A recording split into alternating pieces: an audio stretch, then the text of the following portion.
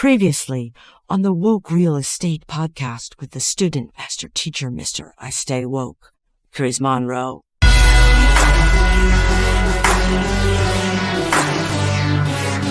Simple as that. Makes sense. We got Robert Glenn over here on Facebook wants to know, how are you structuring the MLS deals? Yeah, it just kind of varies. Every deal's a little different, but the MLS deals, typically we go in. I mean, it's rare that we go on the MLS to find a deal to wholesale, right? Because everybody can see that information and they're asking basically retail until somebody makes an offer that they accept. So like the offer amount isn't really relevant, or like the asking price isn't that relevant to us. But I think the point that I want to make before I explain that is we're never buying on the MLS to then wholesale. Very, very rarely, right? Don't try to do that. It's very hard. What we do buy on the MLS will be great fix and flip opportunities or great rentals if we can get discounts on them. But the discounts typically aren't 30%. They're like 15, 20, maybe even like 16, 18, somewhere in that range typically. But how are you structuring your MLS deals was the question.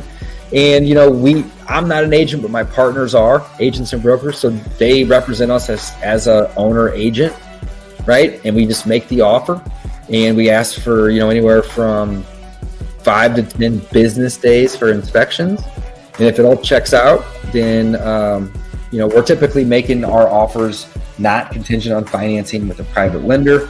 And we'll put our closing date out, 30 to 45 days, but we put on or before in terms of the closing dates. We don't have to go back and amend it if we can get the private lender lined up or even the bank.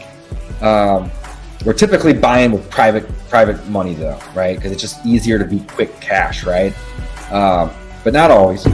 And that's it. It's very simple. And we just line it up. Now, one thing I do want to mention, like super pro tip, when you're getting inspection period days, just add in one word, and that's business, and it's going to increase your time by like 40%.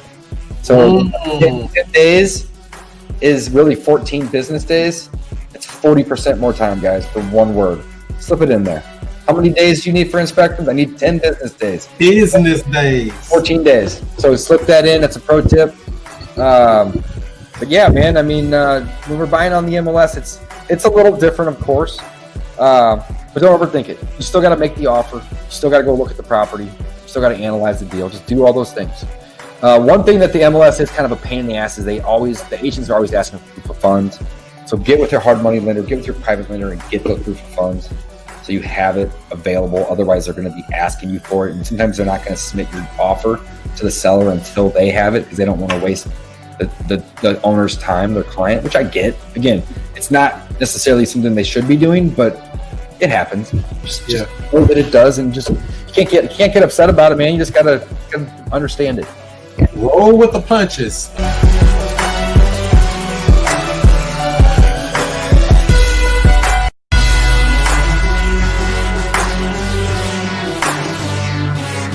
Cool. So you also mentioned that mentors and stuff kind of helped you out. What kind of advice do you give a person that's kind of getting into this business? How do they find a mentor of their own? Always go with the person that's actually out here doing it. As simple as that is, find the person doing it. Because wholesaling, you can learn that on YouTube. You can learn it from doing, Facebook, from anywhere. But learning from an investor that actually owns properties, I think that's the best education.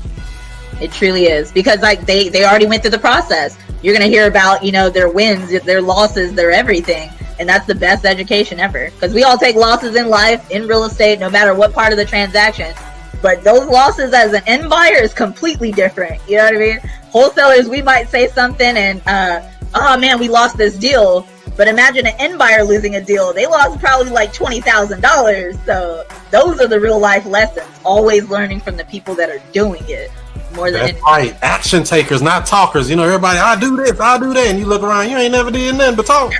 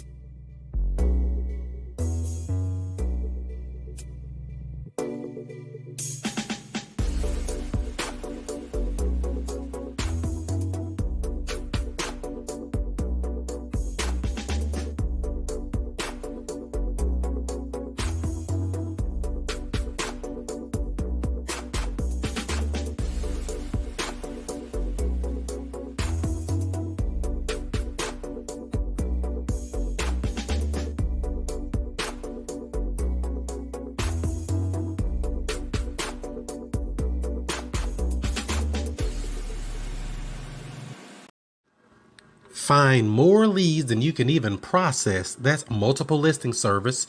That's the MLS for your real estate agents. Absentee owner information. Find the cash buyers and flippers in any market nationwide. Pull a pre-foreclosure list. And don't forget, you got to find those comps. Get nationwide access with multiple filters.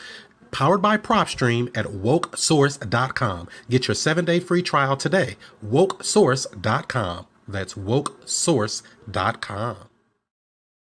Get your free real estate joint venture agreement and get notified of upcoming shows. Text JV to 636-330-1444. Today's broadcast is being brought to you by WokeSkipTracing.com. Look up phone numbers and email addresses with ease, with pricing as low as only 15 cents per match. Not per search, per match. If there's no number or email address, you don't pay. Get accurate data in just minutes. WokeSkipTracing.com. That's WokeSkipTracing.com. You may have heard the saying, the fortunes are in the follow-up. Now there's a brand new system that is great to help you cold call, text message, drop voicemails, and so much more, all automated. You don't have to remember anything. Just set it and forget it. All you have to do is speak to people. Check it out, wokereply.com. It's a multi-touch marketing campaign where you can schedule to send text, voicemail, email, and even live calls all on autopilot. Check it out today, wokereply.com. That's wokereply.com.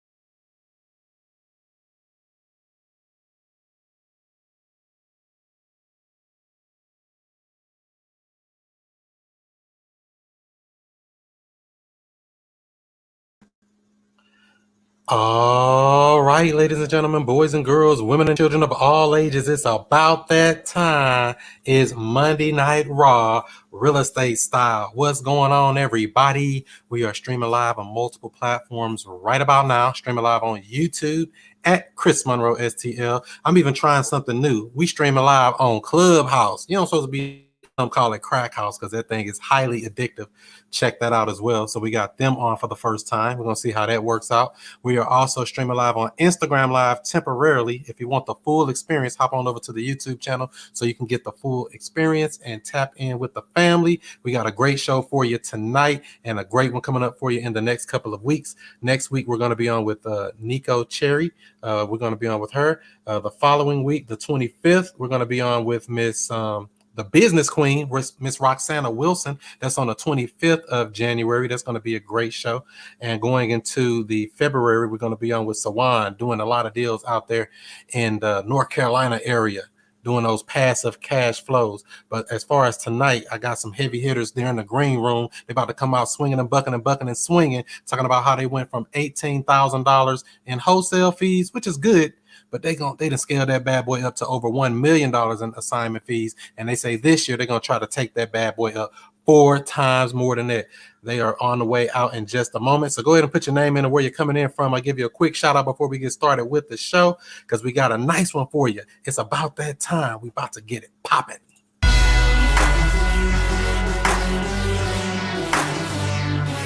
And we have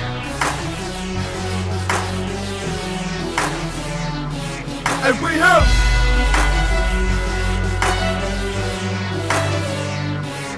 we have Mr. I Stay Woke. And Mr. I Stay Woke. What's happening? This is the student master teacher, Mr. I Stay Woke, Chris Monroe, and I'm right back at you with another real estate video. So if you haven't already, smash the thumbs up button, share this bad boy out. Let's see who we got up in here. John say crack house. No, it ain't a crack house. It's a clubhouse. But yeah, it feel like it. What's up with you? What's up? We got Clarence over here. I see you. I see you. Anthony, I see you. What you doing, man? You working some deals or you playing around? Hope you're getting some deals down there. Let's see who else we got up in here. Shay, I see you. I see you. Facebook popping today. Yeah, you're right, Clarence. It is that. We got DNG over here representing the STL on YouTube. So like I say, we are on multiple platforms. Give this video a thumbs up, give it a like, give it a share. We got about 80 people watching right now. We can get those numbers up more than that, I know. So when they bring this value, I want to make sure we got a nice thick audience. Let's see. Sawand is the man. That's right. He'll be on the first. Who else we got in here? Daniel from Virginia. What up, Daniel? Felicia in Chicago. I see you. I see you. Brittany, hey, where you been? Happy New Year to you. I know a lot of people like, oh yeah, this is the first show of the new year. I've been slacking. So yeah. Brandon Lee repping ATL. All right, make sure you tap in because they down in ATL doing deals. Let's see who else we got in here. Real estate Nate, what up, my man? So yeah, so like I said, without further ado, I'm gonna bring in my bro Ty and Mr. Ryan Catchings. What up? What up? Welcome to the show. What's happening? Let me tell you, man, you got me motivated. You got the DJ going. I'm turned up. I'm like, damn, Chris putting it on right now. That's right. That's right. I got to bring some good content for the people. You know, I don't want to do anything half done. You know, I want to bring some heat. So I'm going to be playing with these buttons. Hopefully I don't mess up something. Let's see here. There we go. Get everybody even. So for people who may not know, introduce yourselves, what y'all kind of do. Tell kind of how you got into real estate and how you came together as a team as well. Oh man, it's a crazy story, man. Me and Ryan actually started at a company prior, man. We was running a real estate startup actually before we came to wholesaling. So a lot of people don't realize, you know, we started this $1 million didn't happen overnight. You know, we really started working on our game and our skills, you know, prior before we even, you know, came into this business, which I mean, really had a lot to do with why it happened so fast. You know, at the last company that, you know, we were at, we were running a $1 million operation there, a real estate education company, actually, you know, one of our past buddies companies. And I mean, started really trapping out the bando, man. You're talking, you know, Ryan was there when it was a 1-bedroom apartment. I came in when it was a 2-bedroom apartment, and we grew it to an office in Atlanta, 7-figure business. But, you know, eventually, you know, everything, you know, some things are just a season, man. And, you know, we had ambitions to transition and do our own things just due to us, you know, wanting to have a little bit more decision-making control. And, you know, as businesses grow, man, it's things that you got to be prepared that come with that. You know, you're talking shit like domain issues, you know, guys wanting equity and all types of shit start popping off when a business really starts to grow. You start making that money, they really get crazy, huh? It really gets crazy, and you got to plan for things like that. And the beauty of it is, man, you know, it's tricky when you get into a partnership, but because me and Ryan was really in the trenches, I'm talking, we was working in that shit 60 to 80 hours a week. I'm talking about really getting down in the business.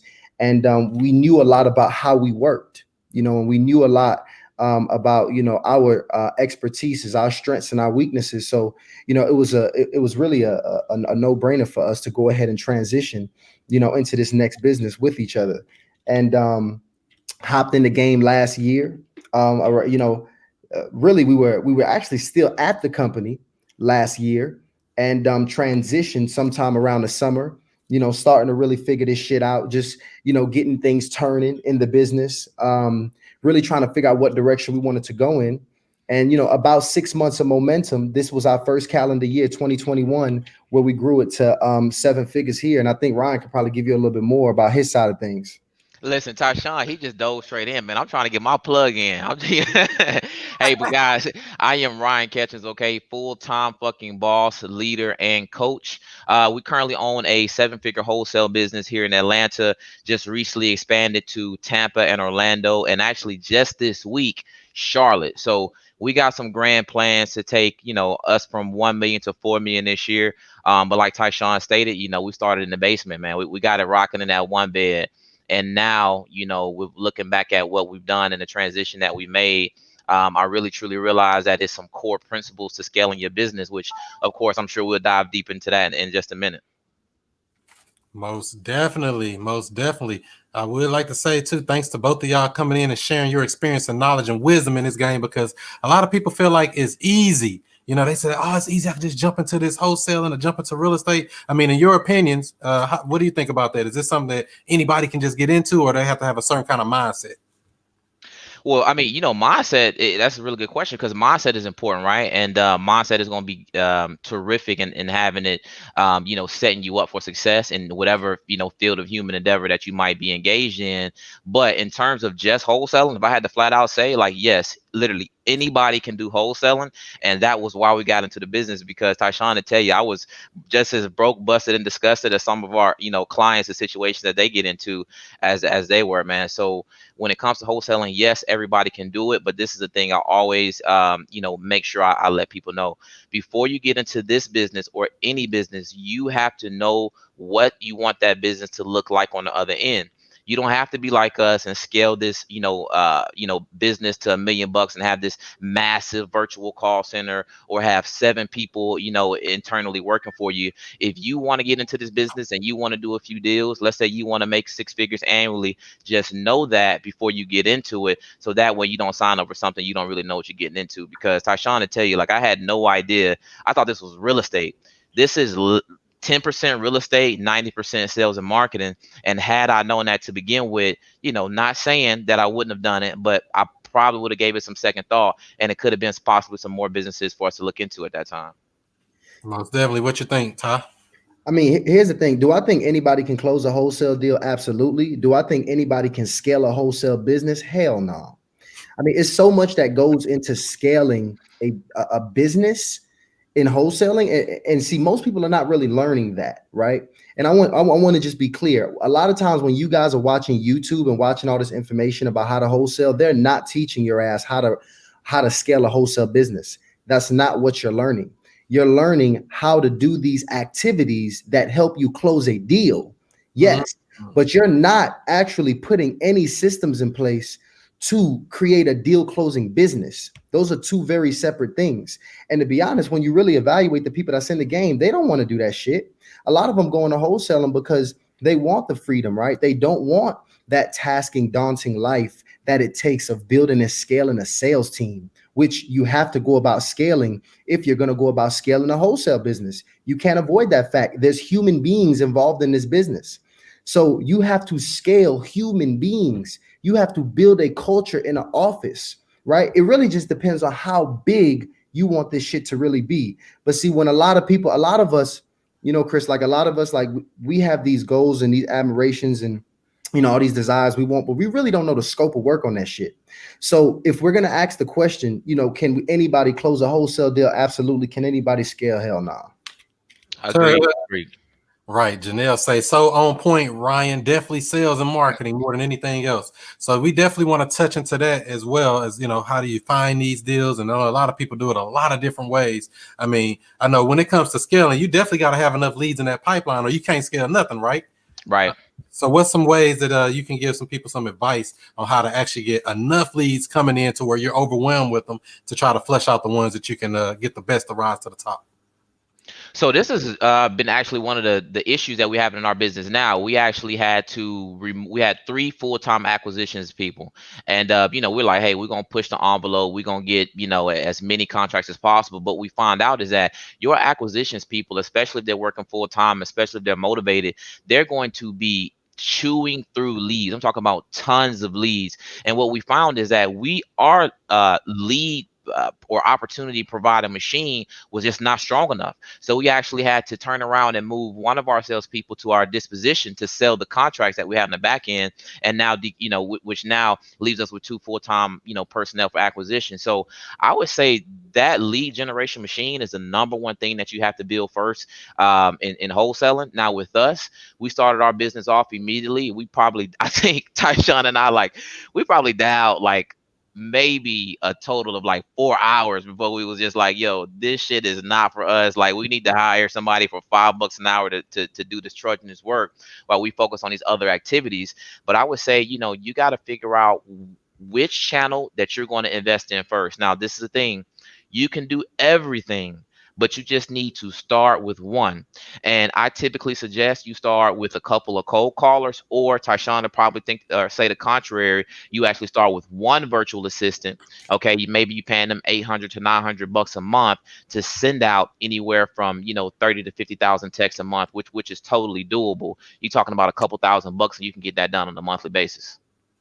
So calling is the main foundation, but you're going to stretch out and do some other stuff. Is that what you're kind of saying? For us, calling is the main foundation, but once you have a lead generation machine, this means that the capturing of the leads is outsourced and it's managed professionally. Once you have that, then it's time to move on to the next marketing channel. But it's always, when you're starting out, is one list and one channel. Once you perfect that list and once you perfect that channel, then you want to add variety into your game and some different marketing channels to identify some opportunity. No, and see, that's the thing too. When it comes to it's so many different marketing channels, and here's the good news: they all work.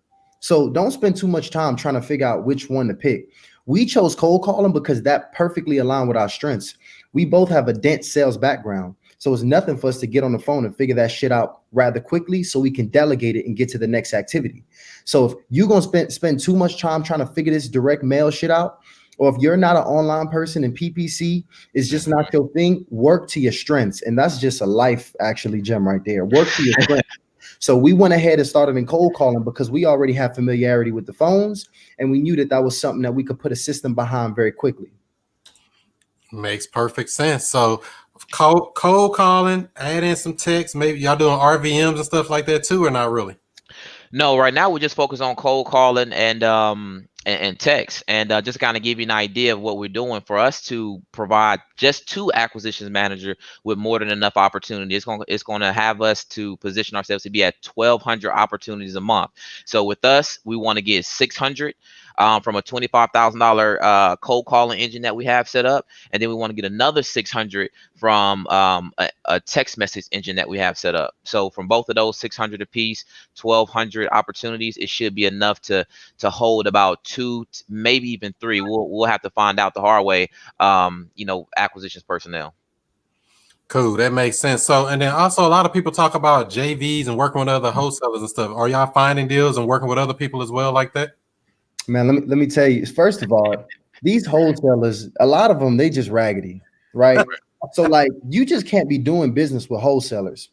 I like to do business with people that have an established way that they do business, right? They already coming with their own processes. They already coming with their own teams. They already coming with their own way they do business. So before you JV anybody, you damn sure better qualify them. You need to qualify anybody that you do business with. Who we've been finding that we like doing business with more than anything else now is agents. So keep in mind, guys, our business is virtual. So we are not going out to any of these properties. We're not meeting any of these sellers. And very soon, we're about to completely even remove site visits out of our business for buyers. We're about to be selling all of our properties 100% sight unseen in 2021. But see, in order to do this, your teams and your systems got to be solid. We love agents because the thing about an agent is they probably going to come with some established relationships already built.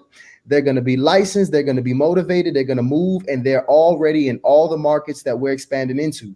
So we actually preference in agents over wholesalers because the truth is a lot of these wholesalers, they just as distressed as the damn sellers. So they're not really the best people to do business with.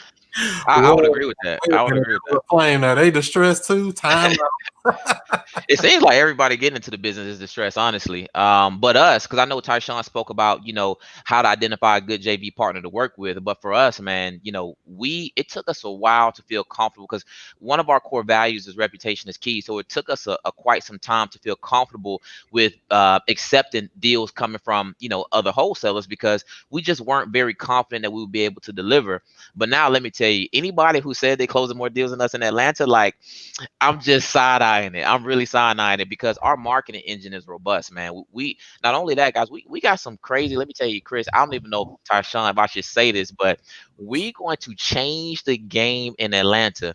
Next week, we are launching a virtual disposition. This means that any buyer who clicks on a property that we're selling, they're going to be able to take a 3D virtual tour. So this is what this is going to do. Because if you're lucky, if you're a good wholesaler, you're gonna have 10 people. If you're matter of fact, if you're a superb wholesaler, you're gonna have 10 people go out to visit the property.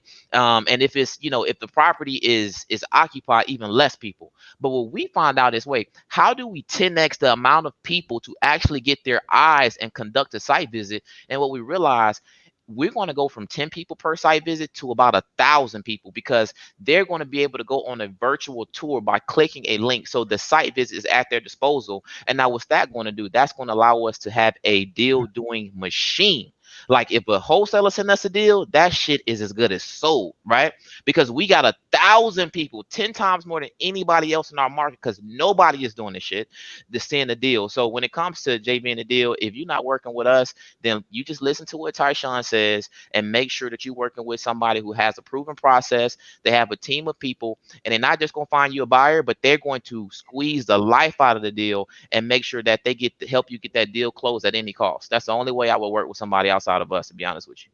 Now that makes sense, because we do videos for all of our properties, to dispo them, but a 3D tour, that's better. When we start implementing some of the things that realtors are using to sell in properties and all of that, and these systems, why not? I mean, that makes total sense. So has that added some more eyeballs to your properties, I guess? Yeah, we're launching it next Monday. Actually, we got the camera, and we're doing the training for our field agent to go out and be able to get these virtual tours. So we'll be launching it next Monday. But we only know one other person doing it, and it's completely catapulted their marketing to where they're now are changing the way buyers' temperaments and buyers' expectations in that market. So we're hoping to do the same thing here in Atlanta. It's so like, guys, you got to understand, like, this is some shit we want all wholesalers doing. Yeah. If we can get all wholesalers on board to start moving like this, then buyers have no other choice but just getting down with how to buy these properties. I mean, it's so game changing what Ryan is saying, guys, because you talk about going from having 10 people see your property to now having 10,000 people now see your property. Imagine what happens to the amount of offers that you coming in. Imagine the amount of demand that's happening right there. And guys, supply and demand. See, what most people don't realize is that the sales does not stop in acquisitions. In dispo, it's a whole lot of selling going on in dispo. And see, when you really understand that, that's when you really start to turn these $10,000 deals into $20,000 deals. Because we selling the buyers getting sold, the buyers getting negotiated with, because you best believe they're negotiating with you. Yeah. The sellers still getting negotiated on in dispo. Everything and see, when you understand how to go about mastering that disposition portion, that's when you really start changing your business model from closing these $5,000 to $10,000 deals and consistently start closing these $20,000 to $30,000 deals. That shit happens in dispo. Wow. Now, you did bring up originally working with real estate agents. How can wholesalers in other markets kind of start reaching out and partnering with real estate agents to kind of implement these type of strategies as well? That's a good question. So the first thing they got to realize, or first thing they got to determine, is what is your disposition strategy. Now, our disposition strategy is highest and best. And you already know the OG buyers in the game, they don't deal with bidding on properties. They don't want to go out to 1 million properties, and they don't want to negotiate. So we had to find out the hard way after we getting cussed out buyer after buyer and find out, wait a minute, we don't actually like working with OG buyers. We don't like working with that 1 to 5 VIP buyers. We actually like working with agents. Now, this is the thing. You want to reach out to buyers agents the same way you reach out to buyers. Now, this is like, it's so crazy how many people don't know this, but this is every MLS. On every MLS, guys, you can go to MLS. It's maybe like 3 to 5 steps, and you can pull all of the cash transaction for a given area and a given period. Now, once you pull all those cash transactions, it's going to be equipped with phone numbers and email address for the agents that were involved in those transactions. So if you got an email address, right, and you got a phone number, you only got 2 things to do, and that's either email them or you send them a text saying that you have a deal. Now, you just got to make sure that you figure out what's best for your business and how to compensate that agent, and you got to make sure that you train your agents. But what we found is that agents are hungry, they're eager, and if you bring them a deal, that's the very first step in initiating a relationship. And because a lot of people, they don't know how to initiate a relationship. It's not with checking in on them, sending them good morning text or good evening text, right? It's actually bringing them a deal and then saying, hey, let's get to work. A deal is a deal is a deal. Makes all the difference.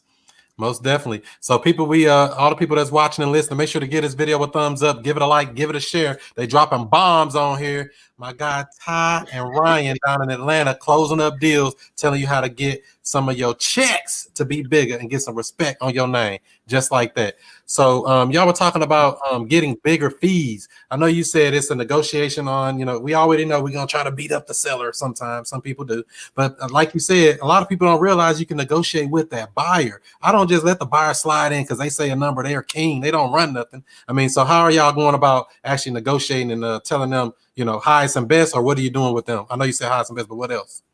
See, going back to mindset, right? Wholesalers have this mindset that they're supposed to take the scraps. Like somebody has painted this narrative that as a wholesaler, you're not supposed to make that much money on these deals, right? Like it's wrong if you're making a big check. That is bullshit. Especially when you really got to understand what our value proposition is into the marketplace, guys. Like nobody moves without the opportunity. Money is not hard to find. It's the opportunity. And we are the finders of the opportunity. And see, when you really understand that and embody that, you now can communicate with these buyers a lot differently. Another very big reason that y'all are not negotiating with these buyers and handling them the way you should is because you do not have enough of them. There's another myth. There's another myth that says that all you need is 2 or 3 really good buyers. Bullshit. That is not true. What happens when that 2 or 3, what happens when those guys all of a sudden don't want your deal, or they start to understand that you only have 2 or 3 buyers, which enough of them will. And guess what? They start to bully your ass on the purchase price. Now what do? You are now out leveraged. Guys, this is a negotiating business, and leveraging and positioning is everything. So the way to put yourself in the prime position is to be able to control as much as the market as possible. So you need to have a shit ton of buyers. And see, when you now have this demand, right, you are now positioning yourself in a bit of a better place to go about for negotiating. And that's just more of the overarching. Ryan is in the trenches in our dispo, so he can kind of give you more of the details of what's happening back there. Yeah, it's all leverage. It's all leverage, and see, the thing is, the leverage is not created from how smoothly you speak to the buyer. It's not created from how steep you got the price, right? It's not created from the amount of repairs. It's solely created from the demand. And I get buyers asking me all the time. They're like, Ryan, hey, do you know how much the repair costs are? And I'm like, hey, listen, I've never had a buyer to trust my repair estimates when making the purchase decision. And second, I just spoke to 3 other buyers and they said that this looks like a deal. So I'm just very curious. Did you get a chance to look at the photos? Right? You get what I'm saying? Because it's not about the repairs. It's about what other people are doing. It's a market. People are going in, people are coming out, people are buying high, people are buying low. So if you reach out to 5 buyers, that means your market is you're not in the same market I'm in. I'm reaching out to 10,000 buyers. So my market looks a lot different from your market. So if you want to stretch these prices, it's really about volume. How many more people can I reach versus how many more people than you can reach, right? And then it's all about, when you're speaking to buyers, you communicating to them, you being professional, you letting them know what's going on. But just be real at the end of the day. If you put out a property and it's at 150 and you get in properties at 150, I tell my buyers, hey, look, I'm already getting offers at 150, an hour after I sent out this message. So, unfortunately for me to break phase with, these other potential interests, I would have to, do this, position this deal or sell this deal for a 155 or a 160. Is it any way that you can, make sure you take a look and put your absolute highest and best? And a lot of times you'll find buyers that are straight up come out and say, hey, look, well, if you're saying that you're going to do a deal, yeah, I can do 160. And hey, enough said, it's a deal. So in order for you to create this leverage, it's all about the amount of people that you reach. So that's just the number one thing when it comes to this fee assignment game. So big tip, guys, big tip. When it comes to these buyers, the reason you don't want to talk repairs is because that's their expertise. Come on with it. You do not want to have a pissing contest where you cannot win. That is not a fight you want to go into. Immediately change the leverage from repairs over to demand. Change the conversation from a repair conversation to a demand conversation. They're like, hey man, these repairs look kind of bad. What's up with this and what's up with that? They're using that to leverage that to negotiate you down. All you got to say is, hey, listen, I understand that this is the situation, but I still do got about X amount of guys still interested in this property. So, what's your situation? Are you, what's your offer, guy? That's it. Leverage the demand. And here's the truth, guys.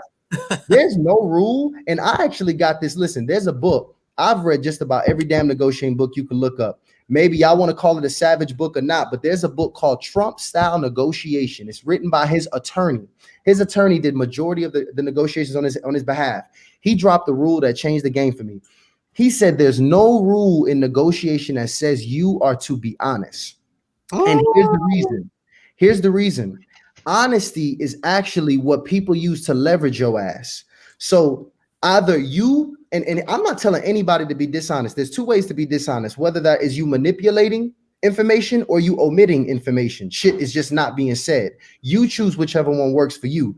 But sometimes, even if there is no demand, you need to learn how to manufacture the fucking demand, right? So I don't give a shit if it's one buyer that's interested in that property. It better sound like it's 10 other buyers that's interested. You need to create that demand, and that's what you leverage. Do not try to have a conversation or negotiate things that is not your expertise. Chris, let me tell you, as soon as I pick up that phone, Chris, I'm saying, hey, Mr. Buyer, how are you? Hey, yeah, Ryan, I was trying to get in touch with you guys. Hey, listen, I'm sorry. We just sent out that marketing message. We just got so many people pounding our phones. But look, I want to make sure I give you this undivided attention. How can I help? Right? So immediately from the initial conversation, it's all about the demand. It's all about the demand. And buyers, man, listen, it's not a customer satisfaction game, right? We're not here to be fulfilling orders, okay? We're here to make sure people get quality product. And a buyer is not going to buy if it's not a quality product. But just understand what's quality for one person may not be quality for other. So you just have to set the bar, set those anchors, and just make sure that are providing on the back end the best level of service. So are we responsive? Do we make sure that all of our transaction paperwork is complete? Do we ever have a runaway seller? No. Are all of our titles clean? Yes. That's how you win over a buyer, not by giving them the steepest discount. Like, no buyer is thinking about, oh, this guy gave me a $20,000 discount, or I made $100,000 off this guy.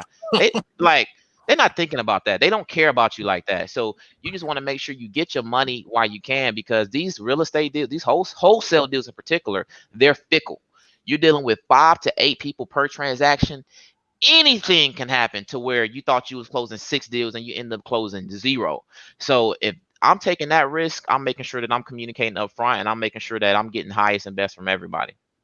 Wow. So what I'm hearing, you're not giving any repair amounts. Are you giving ARVs or no? Now we'll send out a deal with an ARV. We'll send out a deal with an ARV for sure. Just letting them know what can possibly be done. But even that, like we talked about that too, these buyers, they know how to buy. Okay. So when they see an address and they see a price, they already got in mind exactly what they're going to do. So putting out the ARV is just extra stuff. Like, we thinking about not even doing that anymore, because these buyers they know how they buy. Yeah, because I stopped giving ARVs, repair amounts. I mean, if I see a comp or something nearby, I'll send that. But generally, I'm not trying to be like, oh, it costs this much, because I've came across people with free labor. They got their kids and all type of stuff. Like, oh yeah, my son do all the work and I ain't got to pay him nothing, just feed him. I'm like, I can't compete with that, and I can't calculate that. So I don't try to calculate repairs with people.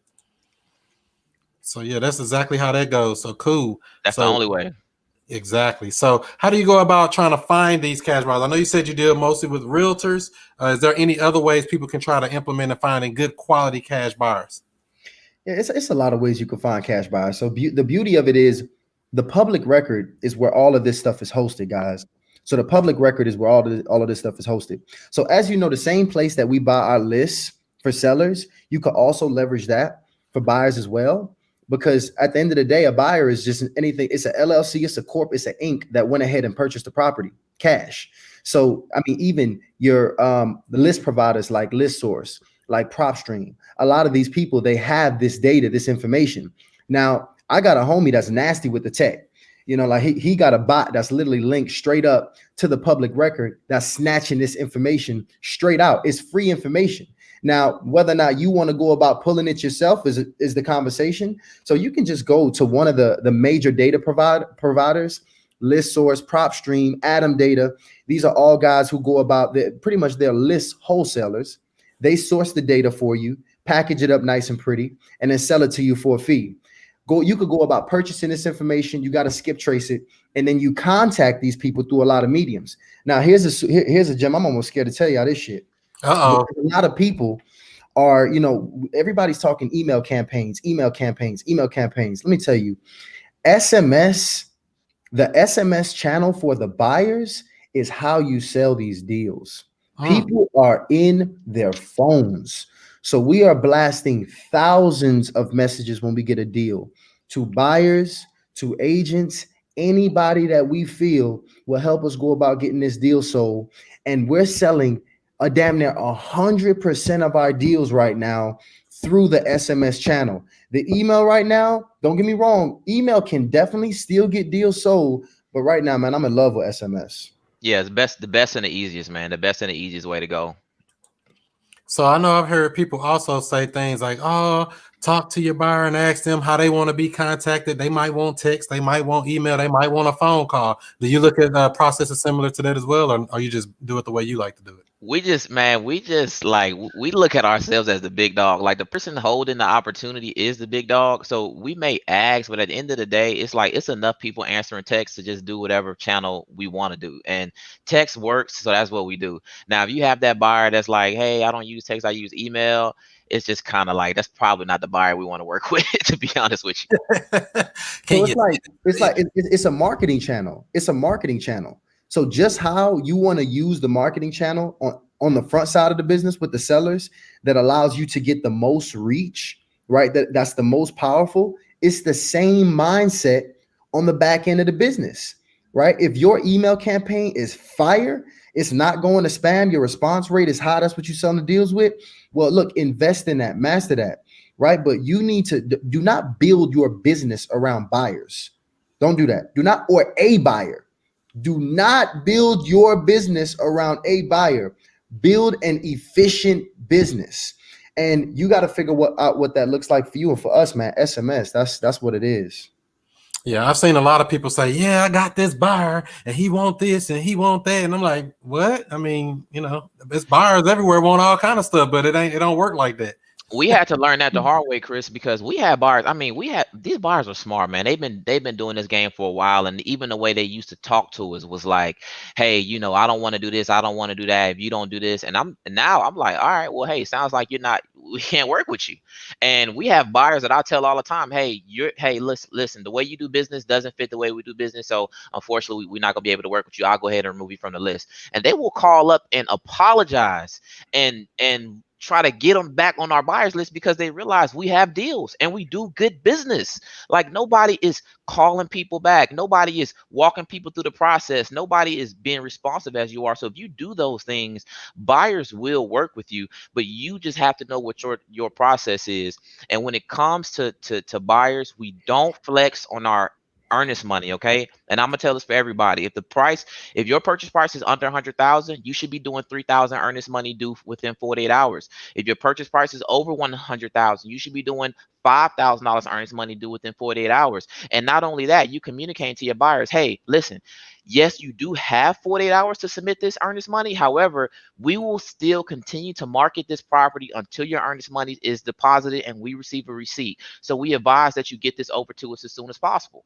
Now, you can't say that if you was not answering the phone call when they was calling. You can't demand that if you don't give them access to the property when they need it. You can't demand those things if you're not holding up to a certain professional standard. But if you're doing those things and the buyer is giving you too much pushback, I'm done, because it's 4 ways I qualify a buyer. First off, it's responsiveness. Do you answer the phone when I call? Then it's decisiveness. So how many times do you need to go out to the property? 1, then you're gonna make a decision. Great. It's right. It's cooperativeness, meaning can you do business the way I do business? Because you're closing maybe 5 to 10 deals a year. We're closing 10 deals a month, right? So I know that my closing attorney is going to do what they need to do. And then the last thing is and I had to write this out, is credibility. How many deals have you done? How often are you typically purchasing deals? Hey, what areas do you like? So if they don't qualify from those four tiers or those four pillars of qualification, it's just like, I'm not even going back and forth with you about this deal. I'm finna find somebody who really trying to make some money. Hey, let me tell you that was so cold. I hope y'all wrote that 4 down, because see, when you really get the back end of the business down pat, see, you have to be able to tell a buyer how you do business. And first of all, there's a certain level of respect that comes with that, and they know who they dealing with when that happens. Because we didn't even tell you, Chris, that we about to start tacking on a fee. We about to start tacking on a fee like the attorneys on their ass just for doing business with us. Because here's the thing, we're moving very corporate. We are doing great business. I have somebody round the clock dedicated just for you to pick up the phone anytime you call, send you a text anytime you want a response. We're going to have 3D virtual tours for you. I'm going to be able to manage the tenants, your hard money lenders, whatever you want, I'm going to have it for you. So we're going to start adding that $500 fee on that's going to us, that will be located on the HUD statement after every transaction. But we can do that, one, because we are bringing a certain standard of business to the table, and two, we just gonna have the market in check. So if you want these deals, you're gonna have to comply. Ain't nothing wrong with that either. You know, you should demand a premium for a premium service. Agreed. And we're not bullies either, Chris. Like, I wish we had a buyer to chime in about one of our buyers on the call, because they'll tell you, hey, these guys being buttholes on this interview, but I love these guys because they always give me a good deal and they always take care of me. And that's what it's all about, you know. And I like what you said earlier about not worrying about, oh, we're going to give you the best price. No, we're going to show you, hey, it's a demand. You can get the deal if you want it. If you don't, you know, ain't no biggie. Because they will try to make you bend over backwards. We ain't going to let that happen.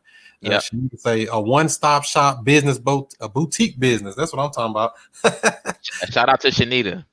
Yes, Miss Blue making it do what it do. So if y'all do have questions and you're listening in the comments, go ahead and drop them in there. We'll try to get them before we wrap this thing up. Give this video a thumbs up, give it a like, give it a share. Make sure to follow these guys. I got their screen names up on there now. Real Tysean Jackson and I am Ryan Catchings. For the people that's listening, we are on Clubhouse as well. We got about, I don't know, what is it, 15 people or so over on Clubhouse listening in on this as well. So, and this goes up on the podcast as well. So we try to touch a lot of people and bring a lot of value just like that.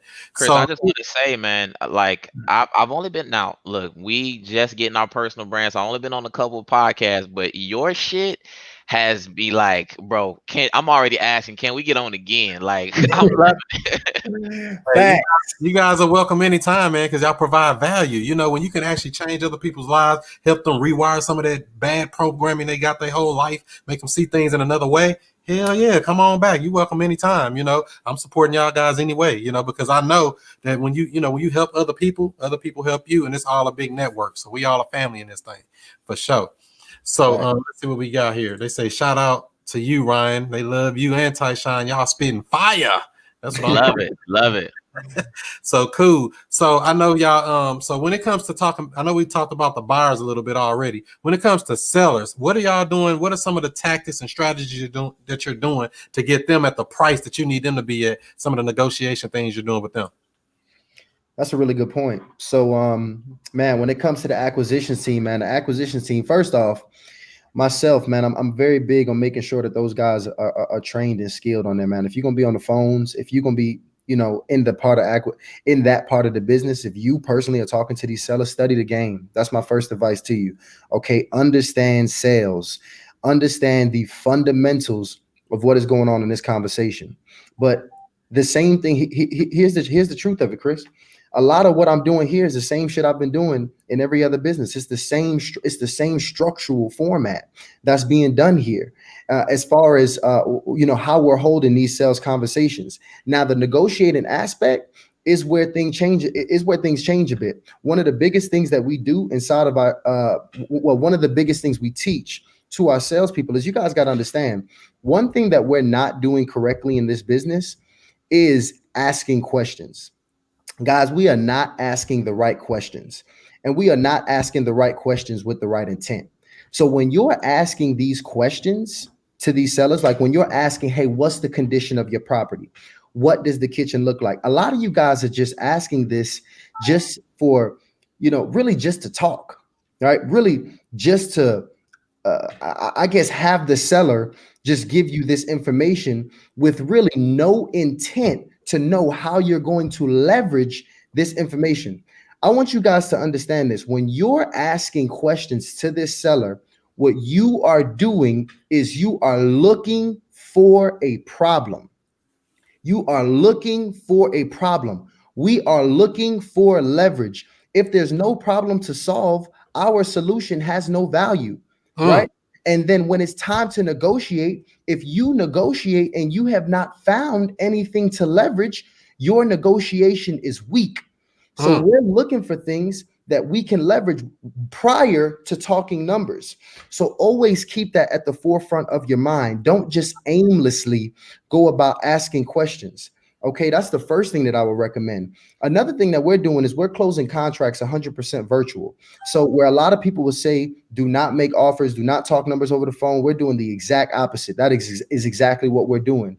Now, there is a method to our madness, because I am pissed off if I hear my salesperson on the phone for less than 15 minutes and they're talking numbers. I already know they're screwing up.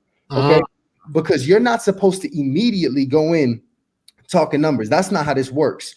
We do go in building rapport, right? We do go in connecting with this human being that is on the other end of the line, right? That is what we're doing. And then once we have qualified this person and gathered this information, this leverage, now we are ready to talk numbers. But here's another very big thing that I hear that a lot of us are doing. And here's a very, very, very big mistake, guys.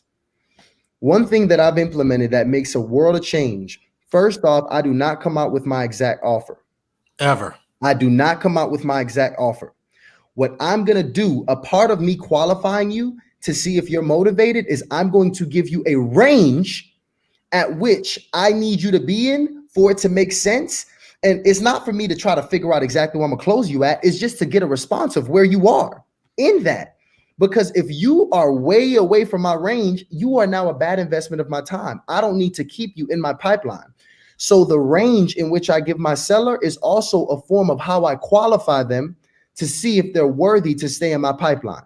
Now, prior to even giving them a range, guys, this is how y'all gonna hit that. Write this shit down. This is how you gonna hit that big 50, 60, 70K deal. See, a lot of us, what we do, not only are we already fucking up by giving the exact number, right, but we assume that we know where they want it at. Let me tell you why we think we know that. We get our calculator out, right? We watch the YouTube video. Max Maxwell said use the 70% rule. So we take the ARV, then we take 70%, then we take the repairs away that we think it takes the cost of repairs, and we never did a flip. So we guess we take $40,000 away from that. Then you take your fee and you assume that that's the number that they want. When I can tell you guys straight up and down now, that's not true. Okay. So one thing we do is we implemented the anchor comp into our script. What the anchor comp does is it allows us to feel for the absolute bottom of the seller's range. Now, this is some hard shit to do because most people are scared. Like they're like, man, listen, I don't want to say this low ass number to this seller. They're going to hang up in my face. No, they won't. Come on, I need a deal though. I need a deal. And listen, if no seller has hung up in my face due to an anchor comp. Now, has any seller went crazy and said, hell no, I would never do that? That is true. Now, let's talk about what the anchor comp is. The anchor comp is when I search the MLS, because while I'm talking to my sellers, I'm actively looking at the MLS as I communicate with them. And I'm looking for the lowest, I'm talking the lowest comp in the neighborhood. And I'm saying something just like this. Okay, well, Mr. Seller here, I'm actually looking at the MLS now for, similar properties based on, different things like bed, bath, just to get a better feel for what the home is worth. But I see a home here on Main Street. Are you familiar with Main Street?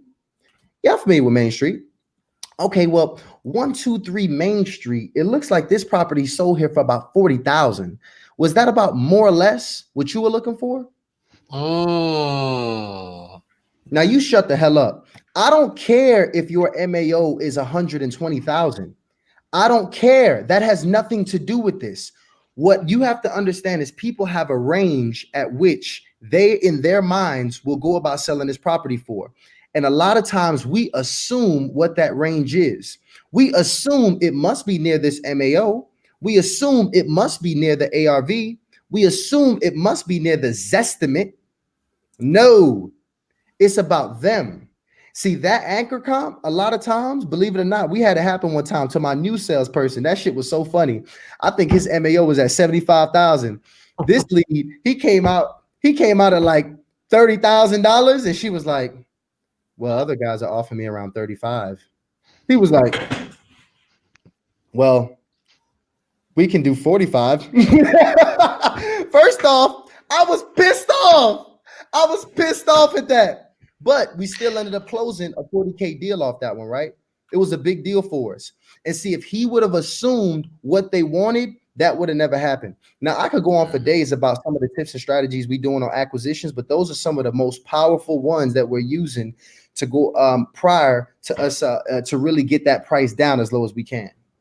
So 123 Main Street, you familiar with that? Okay, we see that sold for 40,000. Do you think yours is worth more or less now? Is that right? That's the line. Right.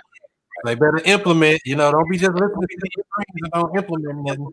Shut the hell up. Fire right there. I'm talking about some cool. Let me see here. So we got they said preach. They over saying preach, Tysean. They know you over spitting fire. Come on. Yes. So cool, more or less. So they did have some questions up here. Let me go back up to those because they was asking a lot of stuff. I got them hype over here. We got about 99 people on YouTube and Facebook right now. Ooh, Chris Chris brought the hood. I love it. Plenty over here on Clubhouse. We even got that number. You got them fired up. Look at that. So this listener, we're talking to Tysean Jackson and Ryan Catchings. That's who we're speaking to right now. These guys are spitting fire coming out of ATL. Now, I know you said a little bit about that virtual. So you're doing Atlanta, you're doing some times around it. How do y'all implement some of that stuff? And did you come into this game virtually, or you kind of had to shift into it because of COVID? So I'm gonna answer the first question, and then Tysean, I think you can talk about our go wide, not deep strategy. But look, so we got into the game, man. It's just like when I think about it, I just think about how much time we wasted. But when we got into the game, July 2019, we built out this rinky-dink process, and it involved Tysean and I both going out to properties to evaluate repair estimates. And I read Jay Scott's book on repair estimates. I probably finished like 3 chapters, fell asleep on it more times than that, and I just couldn't understand like how we were supposed to figure out how these repairs work. But Tysean and I would go out and we would, I guess, guesstimate what the repairs were, even though we literally had no idea anyway. The same way we don't know how much repairs cost now, but we would spend, anywhere from 2 to 2.5 hours at these site visits. I mean, we took one seller, this was crazy. We took a seller out to lunch. We went to one seller where we went to the bathroom to like renegotiate. We was doing all kind of crazy, silly stuff, right? Trying to figure out this business. And we thought that was the way to go. Like, one of our key performance indicators, our metrics was number of site visits or number of scheduled appointments. Now, Tysean was never like this, but I was, very arrogant. I had a big ego, and I thought, hey, we've already had success with this other startup, so we'll just jump into this business. We'll crush whatever Max Maxwell and all these other guys are doing, and we'll just do $1 million in our, first 6 months of business, which was ridiculous, right? But Tysean, he really humbled me, and he convinced me, hey, you know what? Let's take a look at this guy Rafael Vargas to see what he's doing. And I think Rafael Vargas' event was like the whole scaling. And I remember Tysean, him reading the event. He's like, it says the description for the event is like, it'll help you do your first deal, and he'll also help you make $1 million in wholesale. And he was like, I don't really know what this event is about, but I think we should go. And we end up spending like $600 together and driving out, taking a I think 6-hour trip or 7-hour trip down to Tampa. And man, when we went down there, man, I'd never seen a program. I mean, Real Advisors and Rafael Vargas, man, they put on a show. And we ended up paying. We ended up getting their like larger program. We ended up dropping like $25,000 to get into like their executive program. Which I'm not saying anybody should do that. You should do it. If you can't afford it now, that's no problem, right? But we were in a position, well, we couldn't afford it then, right? But we did, and we did afford it. But what we found out is that Rafael was saying, hey, look, you got to take this business virtual because of the time savings, and also because you're able to actually analyze what's really happening in the market. And it's not about the repairs, it's just about what other investors are doing. And you don't find out what other investors are doing by going out to the property. You find out what other investors are doing by using PropStream, MLS, Zillow. So if I know what other investors are doing, then why do I need to go out to your property? And once we changed our mindset and we committed to now having this virtual business on the front end, when we came back that February, our business was completely different. And like, it was really hard. We had one teammate, we had one hire at the time, and he was just like, how could you possibly get people to sign over their homes over the phone? And with a little magic, man, and a tough mindset, you absolutely able to do it. And as soon as we changed our business to virtual, it then became scalable. No way. I got guys now. Now, don't get me wrong. I got a couple guys now that I know personally that, they're doing 800,000, 1.2 million. There's a couple guys in Atlanta doing $1 million in wholesaling. But let me tell you, these guys are driving themselves crazy. They're calling me and Tysean to try to figure out how to get their business scalable. And when they drop $1 million for the third and fourth year in a row, we're going to be on 4 million, so just that virtual aspect and getting yourself out of the mindset of doing business how it used to be done, and now doing business where everybody is at, which is on their cell phones and on the computer, will completely change the trajectory of your business. And you can be like us, go from 18 to $1 million really quickly. Real quick. I know that's right. They said, how do you spell, was it Raphael Vargas you said? Yeah, Raphael, Raphael Vargas, Vargas. He's a legend. I mean, he's retired out the game wholesaling, which if you find success in it, most people will retire because it gets kind of daunting and tasking. But he's a legend to us, man, and we're still making money off Raphael today, to be honest with you. Tysean can verify that. But I know, Chris, you asked that second half of the question, which I think Tysean can answer, which was about how do we actually get deals, and what strategies we're using to secure these deals over the phone. Yeah, so we got a pretty aggressive goal in our business to make $25,000 a deal. It was 20,000 last year. This year we stretched it to 25,000. So, as you guys know, I'm not sure what cities you guys in. Every city you walk into, they don't even have the opportunity. I'm talking about the spreads are literally not even there for you to make that kind of spread.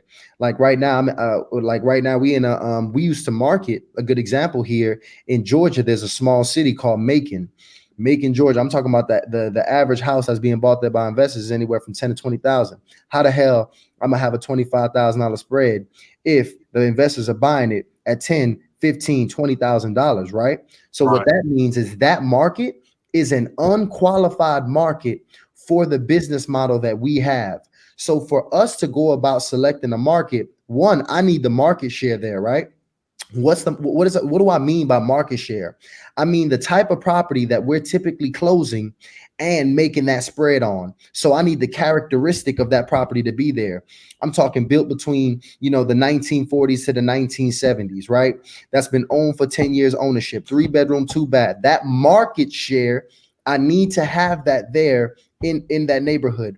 On top of that, I need to make sure that there is a demand, right? I need a certain level of cash transactions that are actually happening in this market, because that demand is also what we use to go about maxing out on our fees. Now, if we go about finding these different things, that if we evaluate a market and we see that it does cross off on our checklist, then we'll go ahead and open up shop in that marketplace. But the thing about it is, in Atlanta, based upon that criteria I just named, we can't go all around the state of Georgia. It's some very specific cities that we need to focus on.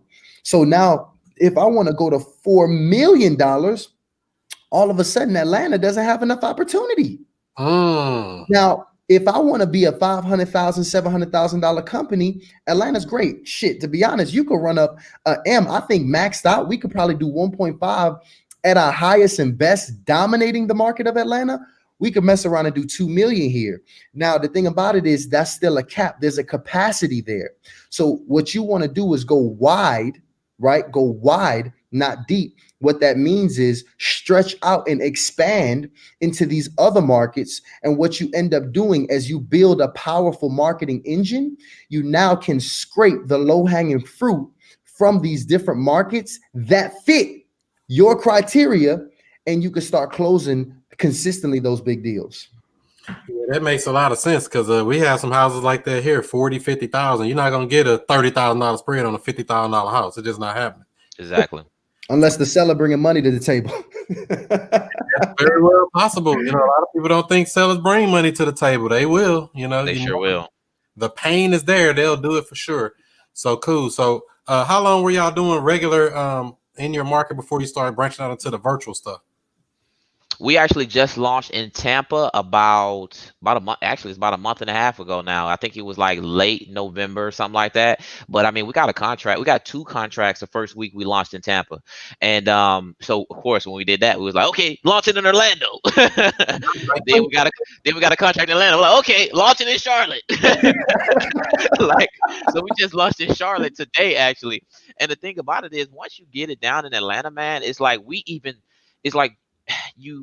that's why mentorship is such a cheat code to success, because even with us having such success in Atlanta, we were still convinced it was going to be a lot of work to jump in Tampa. And like, even when so we even had to change our mindsets. And when we finally got those contracts, we were like, damn, what if we would have jumped in Tampa 3 months ago? Right. You know, when we even had to move our third acquisitions guy over to Dispo? If we would have did it 3 months ago, probably not. So you do have to change these limiting beliefs that you might have. But of course, the only way to do that, man, is reconditioning yourself. So that mentorship and is very important. And I can't say enough about those guys. That's helped us out along our journey. So here's another thing I would recommend anybody that's looking to go virtual, right? If that's something that you want to transition to, the first thing you need to get down is going virtual in your own market. Right? Practice how you play, right? Because a lot of times, because we know that we can make 20,000 and, you know, it's only about a 10-minute drive to go down there and talk to the seller. We want to go down there and we want to go talk to the seller. Now, don't do that. Practice in your market, work in your market as if you were the deal was in Philly, right? The deal was somewhere that you could not access. Build the processes around that. And then once you got it down pat, you'll now have the confidence to take the show on the road. But if you can't go virtual in your own market, you can't go virtual nowhere. And there's levels to it, Chris. It's, we like to break down, the business into 3 departments. I think most people do. Is marketing, acquisitions, and dispo. Now, sometimes we'll add a 4th one in there when we're talking about the virtual game. So it's marketing, acquisitions, dispo, and transactions, because that is a very real part of this business. Now, everybody is doing the marketing virtual. You don't got to talk to anybody about that. That's always virtual. You got virtual assistants in the Philippines and so forth. And then you got the text, all of that, emails, all that's virtual. The acquisitions, that's the first part of the virtual business we were introduced to. So now you're able to secure these contracts online. Now, we also have to turn our transactional side of our business virtual. So anytime I see a seasoned investor or a wholesaler going to closings, I immediately think like, are you really making money? Like, I'm kind of confused because I would never show up at closing. Like, I would never be seen at a closing because that's a time sucker. You're only going there to sign like 3-4 documents when we don't actually do the signatures for ours. Now we have what's called an LLC resolution. So we literally have a family member of our attorney that literally shows up on closing day and signs the documents for us. So even that's virtual. Okay. So when these guys are like, hey, taking the pictures at closings, there's nothing cool about that. Like that's whack. It's you're not making money. If you sign a document, you're not making money. And sometimes companies don't even have you sign them because I don't know, it might be different there, but here sometimes they just have a check like, here you go, like you ain't check my ID or nothing. Okay. Exactly. And then the last part is dispo. Now we had no idea until we went up and hollered at Corey Reed out of New Jersey, who's amazing. He's got a $4 million wholesale company, but he taught us, he's like, yo, y'all's business is only 75% virtual. He was like, why are y'all still having people go out, your buyers go out to see the properties? So now we want to have, once we launch this virtual 3D tour for disposition, we're going to have a 100% virtual business. And now this is the thing we found out after now a year and a half of being in this business, but anybody watching this podcast now is four aspects you got to go virtual: marketing, transactions, acquisitions, and dispo. And once even if you just do 50% of those virtual, you making more money. Now, if you get 100% like us, you really killing the game. Matter of fact, Corey gave you a shout out. He watching over here on Instagram. He says, "Ask who is his favorite wholesaler." Oh, yeah. Yeah. Yeah, hey, that's my boy, man. He's my favorite. Hey, we going out to Miami this weekend with Corey, man. Happy birthday, my mans. Yeah, he watching on IG. So people hopping in on IG, people still listening over here on Clubhouse. We still got the YouTube popping. We got 107 people it look like right now on here. So y'all make sure to smash that like button, get this algorithm up so we can reach as many people as possible, because they're spitting flames on here telling you how to get your business right. So let's see what we got here. So we got most of that covered there. So I know you said that and that's another thing too. So how does that mindset shift for people who are afraid to do virtual? Like my first 3 deals, I never met those people and I wouldn't know them to this day. I came in the game virtual. So to me, it was like, why anybody going to any house? You know what I mean? But why does that block that's stopping people from feeling like, I gotta go see the house, I gotta go do that? I mean, and y'all experience. Man, it's ignorance. It's ignorance. I mean, it's a bit of ignorance and not understanding, and it's a lot of miseducation. It's a lot of miseducation. So guys, I'm talking about, it's some antiquated shit floating around YouTube that is hot, right? So a lot of people are still teaching and preaching that you need to go out and meet these people. Now, here's one thing I will say. Let's go about talking pros and cons, right? Because the pro of being able to be belly to belly with the seller is you absolutely do have a negotiating advantage. When you get right in front of someone, there's a larger room for error. Yes, you can make more mistakes. It's easier to build rapport and build a relationship, and your likelihood to get a contract does increase. But here's the thing, guys: do you want to build a business around high conversion rates, very low offers and attempts? Or do you want to build a business with a much greater capacity where now you could 10, 20x the amount of volume you could do in? Higher volume, lower conversion, right? And when you consider the pros and cons of each, you're always going to be able to make more money in a virtual business. Now, if you're uncomfortable doing it, the only reason you're uncomfortable is because you have not seen it done. As soon as I heard the script on the virtual acquisitions, it was over. It was over, because it wasn't whether or not I felt the confidence that I could go about selling it. I don't have a problem selling anything. It's just you have to have the virtual sales process. It's about the process in your business. The process needs to be virtual oriented.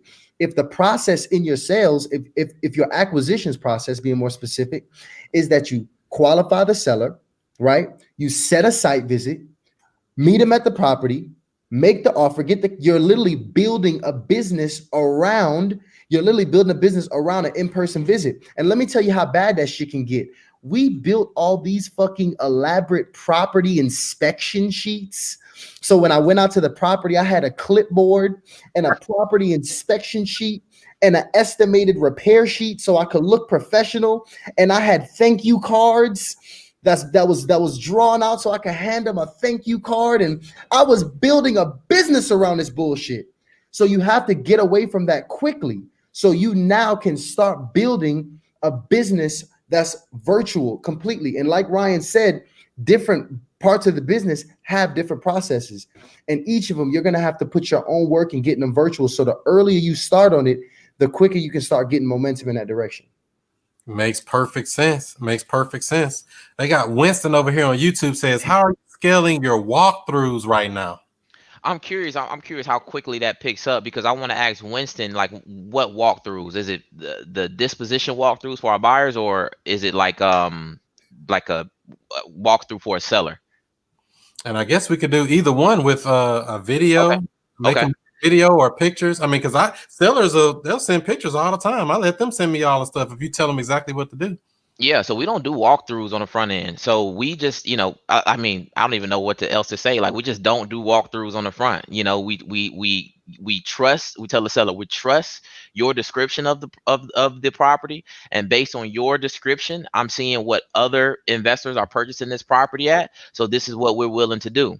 Now, once we actually secure the contract, we do set up a site visit for which we'll pay, our field agent anywhere, depending on the situation, anywhere from 50 to 70 bucks to go out and get photos and video of the property, and for which we'll then, depending on the situation, we'll try to sell a video. You'll try to sell the property sight unseen, but in most cases, yes, we actually have our buyers. We have a showing date, so it's about a 3-hour block set up 2 days after we send out that initial marketing message, to where we send all the buyers to this site visit to get them to do walkthroughs.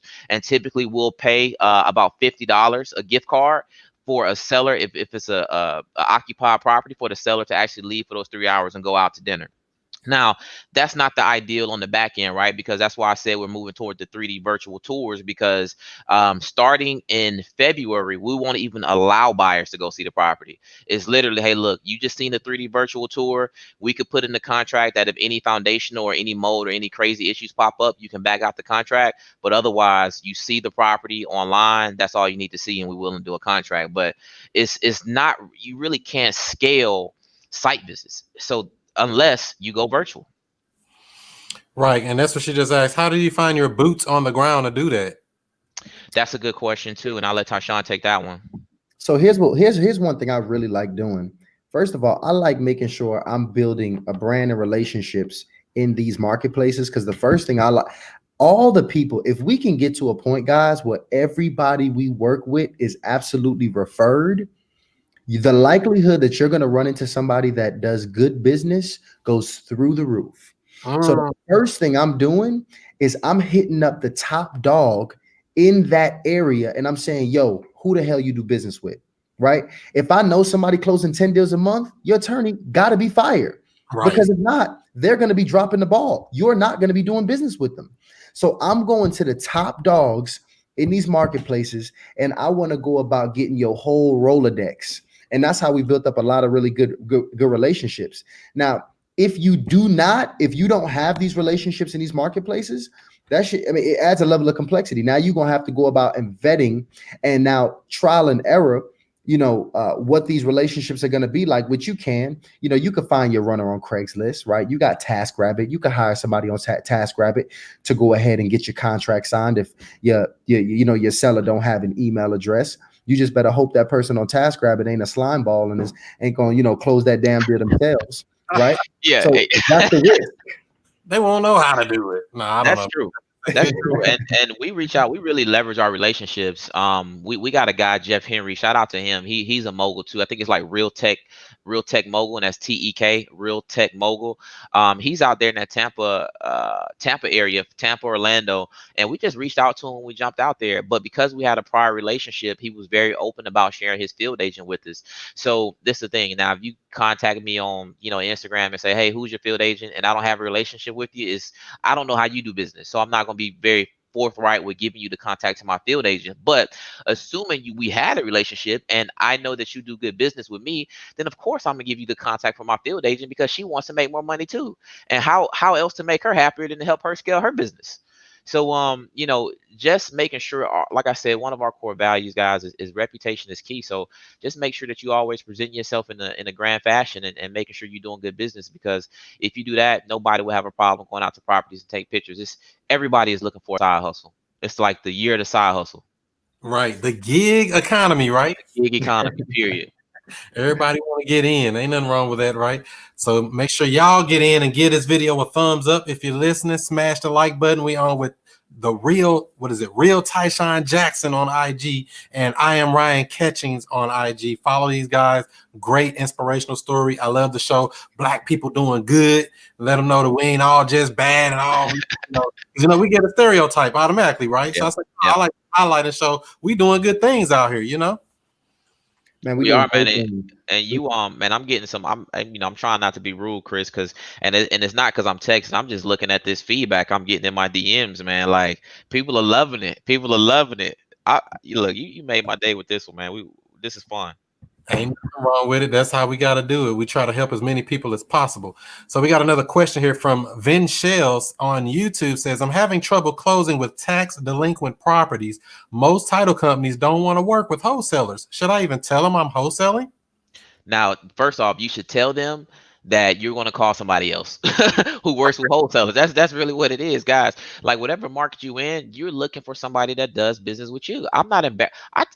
We had to. Tysean had to tell me, like, he's like, man, like you just tell everybody we wholesalers. I'm like, yes, because we do good business. So yes, I own a real estate acquisitions business, a wholesaling business, and I take pride in that. So when I go to these RIAs, I'm not saying I'm a buyer. I'm saying I'm a wholesaler. In fact, I got a whole operation. So when you're dealing with these attorneys, Vinchelle, just call somebody else. It's tons of title companies that are looking to do good business. Just let them know, hey, you are a wholesaler. Do you work with wholesalers? Yes. What I typically ask them, do you work with wholesalers? Do you do double closings? Am I allowed to use the end buyer's funds to close both transactions? And am I able to have your cell phone number? And if you answer those four, you almost good to go. I probably will work with you. But then you got to answer the fifth one, which is, hey, do you have something in place where I can do remote closings and you guys can sign on my behalf? But if you can answer 4 out of 5, especially the fifth one, like I'm working with you and I'm not even wasting time speaking with nobody or pretending not to be who I am, because we are wholesalers. It is what it is. Wow. So keep it real. Don't be out here lying to people, huh? If you got to do that, that's not the right person you should be working with. And look, Michelle, it's title companies out there that will be glad to do business with you, because on every transaction, you're making them anywhere between $1,500 to $2,000. So if you're doing 10 deals a month, even 5 deals a month, you're talking about bringing enough in for them to pay 2 to 3 employees. So yes, take your business elsewhere. They don't deserve you. They don't deserve your business. Woo! Sound like you're dumping an ex-boyfriend or girlfriend with that one. Ain't no. All right. Let's see here. Janelle is asking about earlier. What exactly do you refer to as opportunities? Is that the same as warm leads?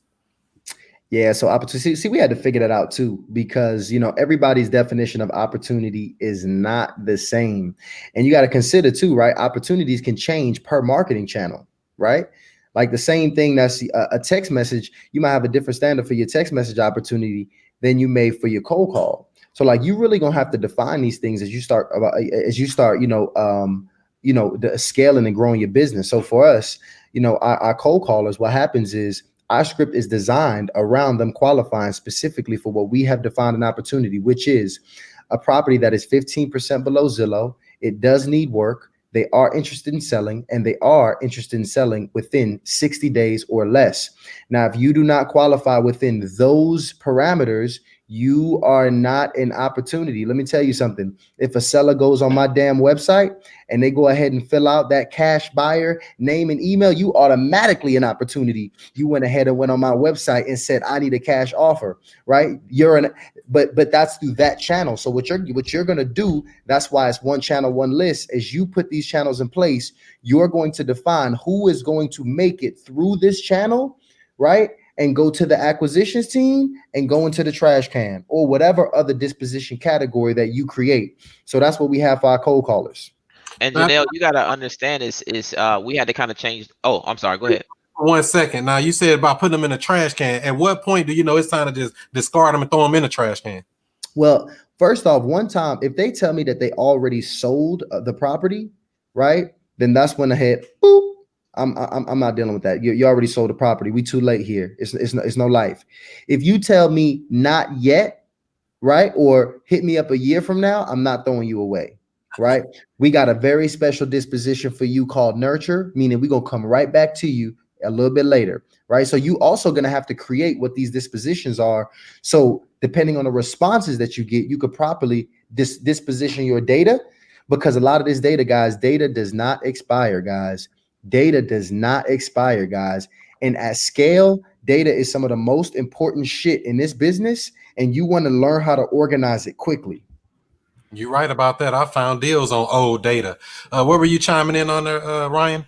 Well, yeah, well, I'm agreeing with everything y'all saying. I bought a list. I had never seen this list before. It's for like late pays and mortgage. I paid my buddy who said it was old list. I paid him $400. We closed like 3 weeks later. We closed an $8,000 deal. You know what I mean? So no data gets old. Like I will, unless, hey, matter of fact, data does get old, guys. So email all your data to Ryan@driveassets.com, and I'll show you how old it is. But what I was saying with Janelle is, Janelle, you know, try to change the mindset of your dollars, or maybe even your mindset as a manager leading them, because what you want to have them understand is that they're actually disqualifiers. They're not really qualifiers. Like they're there to pull out everybody who's not talking and working as we want them to. So you just want to make sure that you set those parameters in place and just have them know, like, hey, you're not going to get 10 of these on a daily basis. Like these are very specific criteria. So 2 to 3 on a daily basis, and you do 1,800 dials. Yes, that makes absolute sense. But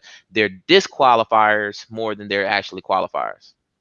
Makes perfect sense. Cool. So we got another question from Leon over on YouTube. Says, how do you research a market? What makes a market a good market to get into? So we kind of spoke on that prior. It was some of those few details that we looked at. First of all, you got to know what kind of property you're looking for in your business, right? You have to have that down. You got to know what you're targeting, because listen, you can't boil the ocean, right? You got to know exactly what you need and then focus there. So in our business, a little bit more specific, like we're looking for properties, a property typically that was a little bit older, right? Probably built between the 1940s and the 1980s, right? Now it's a nice little sweet spot right there. Typically owned, right, for about 10 years, right? They typically have a certain amount of equity in the property. I want about 50% or more equity in that property there as well. See, we've identified exactly what we're looking for. I'm telling you, if you just take those 3 and you see that there's a certain level of market demand for that property, meaning a lot of cash transactions there, then guess what? That means that there's demand there. So if you lock down or find one of these properties, there's probably somebody who's going to be willing to buy it from you cash. Now, you got to keep in mind that changes per market. My bro, we just referenced, my man Corey, he's in New Jersey. His qualified property looks a lot different over in New Jersey. It's a lot of multifamily out there, right? You go to DC, you go to Philly, you go to Baltimore, the markets tend to change. So you have to know when you're going into a market, what is the product? Remember, guys, as wholesalers, we doing what's already being done in every single industry. Yeah. We're taking a piece of inventory and we're moving it over to the end buyer. Right? That's all we're doing. We're moving inventory from one place to another, from the source over to another, over to the end buyer. So with that, you have to know what the demand is for this inventory, and that can change per market. So I'm giving you that example I gave you was what we use for the Atlanta market. And I like markets that are similar to Atlanta. So Tampa, Orlando, Charlotte, those are places where the product that we move, the inventory that we move are all relatively similar. Makes sense. You want to get it the same. If they just like your market, makes it easy. You just got to, learn it over there. Cool. We got Chris Nelson says, what is their marketing budget per month and what does that amount go to? So that's a good question. So I'll answer that because I'm more so in the marketing side of things. Now, I'll just talk about what we're doing for the first quarter. Now, our goal is 4 million for the year, right? But of course, we got a medium-sized engine that we want to get cranked up. So the first thing that we're going to have to do is figure out how to get over 100,000 a month, right? Because we're already doing 80 to 100 bands a month to that 150 to 175 mark. So for us to be able to drop 150 a month consecutively for the first quarter, January, February, and March, we've identified that we need to have a marketing engine of about $25,000 a month. Now, if you ask me to break that down, then I'm trying to breeze over real quick without taking too much time. So first, you got all the marketing tools that's needed. Right. So you got the Zen call, we consider Zapier a marketing tool. Bamboo HR, which we use to manage all of our dollars in terms of time tracking and stuff like that. So you got those kind of tools. But the bulk of what we're spending our marketing dollars on is actually bodies, like actual virtual assistants. So we're paying our virtual assistants anywhere from, let's say, $5 to $6.50 an hour, depending on what their level of responsibility is, right? So that's where the bulk of our money is going. So we have a team of 16 dialers, and they are working 5 days a week on 9-hour shifts, and many of them actually work on the six days as well. So that's where the bulk of our spend is going on. Now, that 25,000 can make us 150, right? Because that 25,000 bucks is going to produce us about 600 opportunities. So we're closing a small percentage of those opportunities. Let's say 2.5% of those opportunities, we're going to be doing about 15 contracts a month, right? 15 contracts, let's say half of them close. That's 7 contracts. Right now, we're at about $22,000 a deal. So 7 times 22,000 is 154,000 bucks. So at the bare minimum, we know that $25,000 engine is going to make us 150. Now, if we want to go from making 150 to, let's say, 200, 250, then we're going to have to provide double the opportunity. Now, for us to provide another 600 opportunities with a call center, that's going to take Ryan and Tysean going completely crazy, because we're going to have 50 freaking virtual people, right? So we don't want to do that. So well, it's just, man, it's tough, man. It's like it's easier marketing channels. Yeah, it's easier marketing channels. So like at some point, like there's a diminishing return, right? So like you have to know where that diminishing return exists in your business, because do I keep exerting energy here, or now do I transition this time and I now start investing in this new marketing channel, right? And that's where Ryan was going to take it, because the new marketing channel that we're going to go to now is the SMS. So that time and energy and force that we're going to take now, that we could have taken to exert in getting the marketing channel, the cold call marketing channel scaled up to produce that next 600, we just going to take that time and put it right over into the SMS. Arguably, we probably should have spent the damn time there in the first place trying to get SMS where it needs to be, because the return, the ROI on SMS, if you can figure that shit out, is insane. So we're actually going to go about there, putting the investment of time in that SMS, so we can have those 2 marketing channels driving us the 1,200 opportunities we're trying to bring in every month. It's true, man. Like cold calling, if you're doing 4 to 6, if you're getting 4 to 6 times every dollar you spend return from cold calling, you're doing pretty good. So we're trying to get 6x. Like that's my goal, is to have us spend 25,000 and go ahead and drop 150, right? Which undoubtedly we'll do. But when I'm talking about SMS, you're talking about being able to send 100,000 messages and have 1 VA or 2 VAs at max. So you're talking about what, 3,500 bucks, and SMS, you're going to get like 20x your return. You know what I mean? Literally, I mean, if we spend $3,000 a month on SMS and not 100,000 messages, like at a 5x return, we're making 18,000. But thing is, you're going to make another 100,000 if you're doing that. So the return is like it's a no-brainer. So rather than have a headache of adding 25 more dollars, it just makes sense to add 1 or 2 more virtual assistants and just send out a bunch of texts. Yeah, I love the calling, I love the text, and I love that voicemail. That Ringless voicemail is a bad boy too. A lot of people be sleep on that, and I'm like, many people they get that voicemail. Yeah, somebody called, left me a message, and they already know we was calling about the house. So even if you call back, you probably want to sell. They disqualify themselves or qualify themselves by even calling back. So I like those. I was just talking to a guy about that today, man. I just had like a call with one of my other guys that I met over at the Tampa event a few months back, and he said that he just closed a $75,000 deal off RVMs, and I was actually about to come to Ryan and be like, "Bruh, don't sleep on it." Have a conversation about that. One of the best deals I did came off of RVM. I still own that house today, So it's basically I got a free house and cash flow for the last 2 years from an RVM on an absentee owner list. And it shows you every marketing channel works, guys. Every list works. Every marketing channel works. Most markets work. It's just a matter of starting with one. That's true. All right. So Miss Richardson over here on Facebook has a question. How do I explain to sellers they need to take their marketing down? I guess that's on Zillow or something like that. That's a good question. I haven't had to deal with that one, but I'm sure Tysean, you come across that a lot in acquisitions. So that's funny. That's funny. It's funny. She said, "How do I explain to sellers we need to take their marketing down?" I wish that's how that works. Let me tell you what you need to do. You don't need to worry about telling them to take that marketing down. You just need to drive that price down, right? So I'm assuming this is a for sale by owner, because that's the thing I hate about those for sale by owners or those listed properties. Typically, if you lock it down, the buyer can go back and see that it's already for sale in the first place. But here's the thing. If you got that shit at a good enough price, they should already know it's a deal, because they see that it's for sale by owner. The for sale by owner price is going for 50K, and you need to make sure you have it for 35K. So when they go on there, they know, oh, okay, I see what's happening here. This person already negotiated this thing down for me. It's a deal. It's a deal. But here's the thing. You don't have to. One thing I had to realize is a mindset shift, guys. In this business, we do not create deals. We find them. Okay. We do not create deals. We find them. So if you got to go about doing all these elaborate things to turn it into a deal, it's probably not a deal. Just make sure you get it at the right price, and I promise it's going to get sold.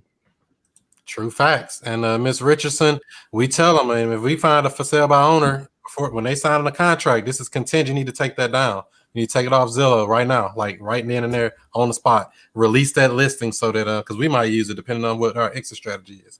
So yeah, you got to let them know like right then when they're doing the contract. All right, cool. That's true. And your dear, I think if you just explain to them, hey, you know what, we're very serious about purchasing this property, and when you put out marketing messages, this does make us less confident that you're serious. So we like you to remove that so we can go ahead and work work this deal to closing. But the right seller, you just communicate that to them, they should be good. I know that's right. Let's see here. Shanita Blue says, "Who does your market research?" Man, I'll let Tysean talk more about this because we market man, Shanita, that's like our Achilles tendon, because we didn't really understand what market research was, to be honest with you. Like, we know these things from just taking action and from secondhand information. But when we went down to New Jersey, we realized that our business was not in a position to level up. Like, if we didn't go out to New Jersey, I'm not sure where our business would be in 2021, because when we got to look at Corey Reed's business, we seen what he was doing. And this is big. The way big business does it, they prioritize data, period. Facebook is building an $80 million new development, and it's only going to have 40 employees. It's solely to house data, because that's how important data is. And you have to really pin down and identify what is the best seller or buyer for your type of business. And now that we understand that and we take that a lot more seriously, we're now going into, asking for this information. And Tysean is actually looking for a data scientist this quarter to find somebody to help us be able to better clearly identify, what type of people we're actually looking for. Because we just thought, you just get a bunch of lists and you just go volume. But when we got, one of our business associates and friends now break it down to us, we realize we were only buying properties in like 4 or 5 cities in Atlanta. And if you can pin down exactly where you're doing business, then all of a sudden you can bring in more marketing channels quicker, because you're confident that you're going to get a return, because this type of person is actually doing deals with it. So right now, man, taking your business to that next level of market research. Now, I wouldn't put too much time in it if you're making $250,000, 300,000. But once you hit that $500,000 mark, that's when it's time for you to really start collecting this data and looking at who you need to be spending most of your time dealing with. So, and keep in mind, it's levels to market research as well, right? Because your market research can be as simple as going on PropStream and seeing what most of your cash transactions have been within the last year, right? That can literally be market research for you. So just know where you want to start. I recommend, as a base level, keep that shit simple. Do not give yourself anything complex for you to be confused or, be stagnant at all. So I would recommend that is exactly where you need to go about starting. You can go to PropStream. You can literally pull the cash transactions where they have been more abundantly within the last year, and it'll literally show you where those cash transactions have been based upon the counties. Now, I also recommend Adam Data. Adam Data, they have these sales reps that you can actually reach out to. They got a phone number on there. What you can even do with those sales reps, if you can call and say, hey, Mr. Sales Rep, I'm trying to buy a list from you guys. What I want to go about doing is I want to get a list of the counties where most of the cash transactions has sold in whatever said city is. They also can help put together a list for you, either Atom Data or PropStream. But what Ryan is saying is levels to really understanding data. And we're just now learning that we're about to level up in the depth of understanding of our data, because right now, I mean, we literally have over 1 million, soon to be 5 million pieces of data in our database. And like that shit gets messy. At first, you know, when you don't have a lot of data, you just need to hit all that shit, right? You don't got a lot. But eventually you gotta, right. But eventually, when you get a lot of data, you're gonna have to work smart, not hard. We used to have this motto, Chris, which was silly. Now that I think about it, it was every lead, all marketing, all the time, right? So our thing was like, hey, we doing RVMs, bandit signs, SMS, cold calling, all these lists, lots, townhouses, condos, and like that was our attitude. And that's just like some rookie mindset shit.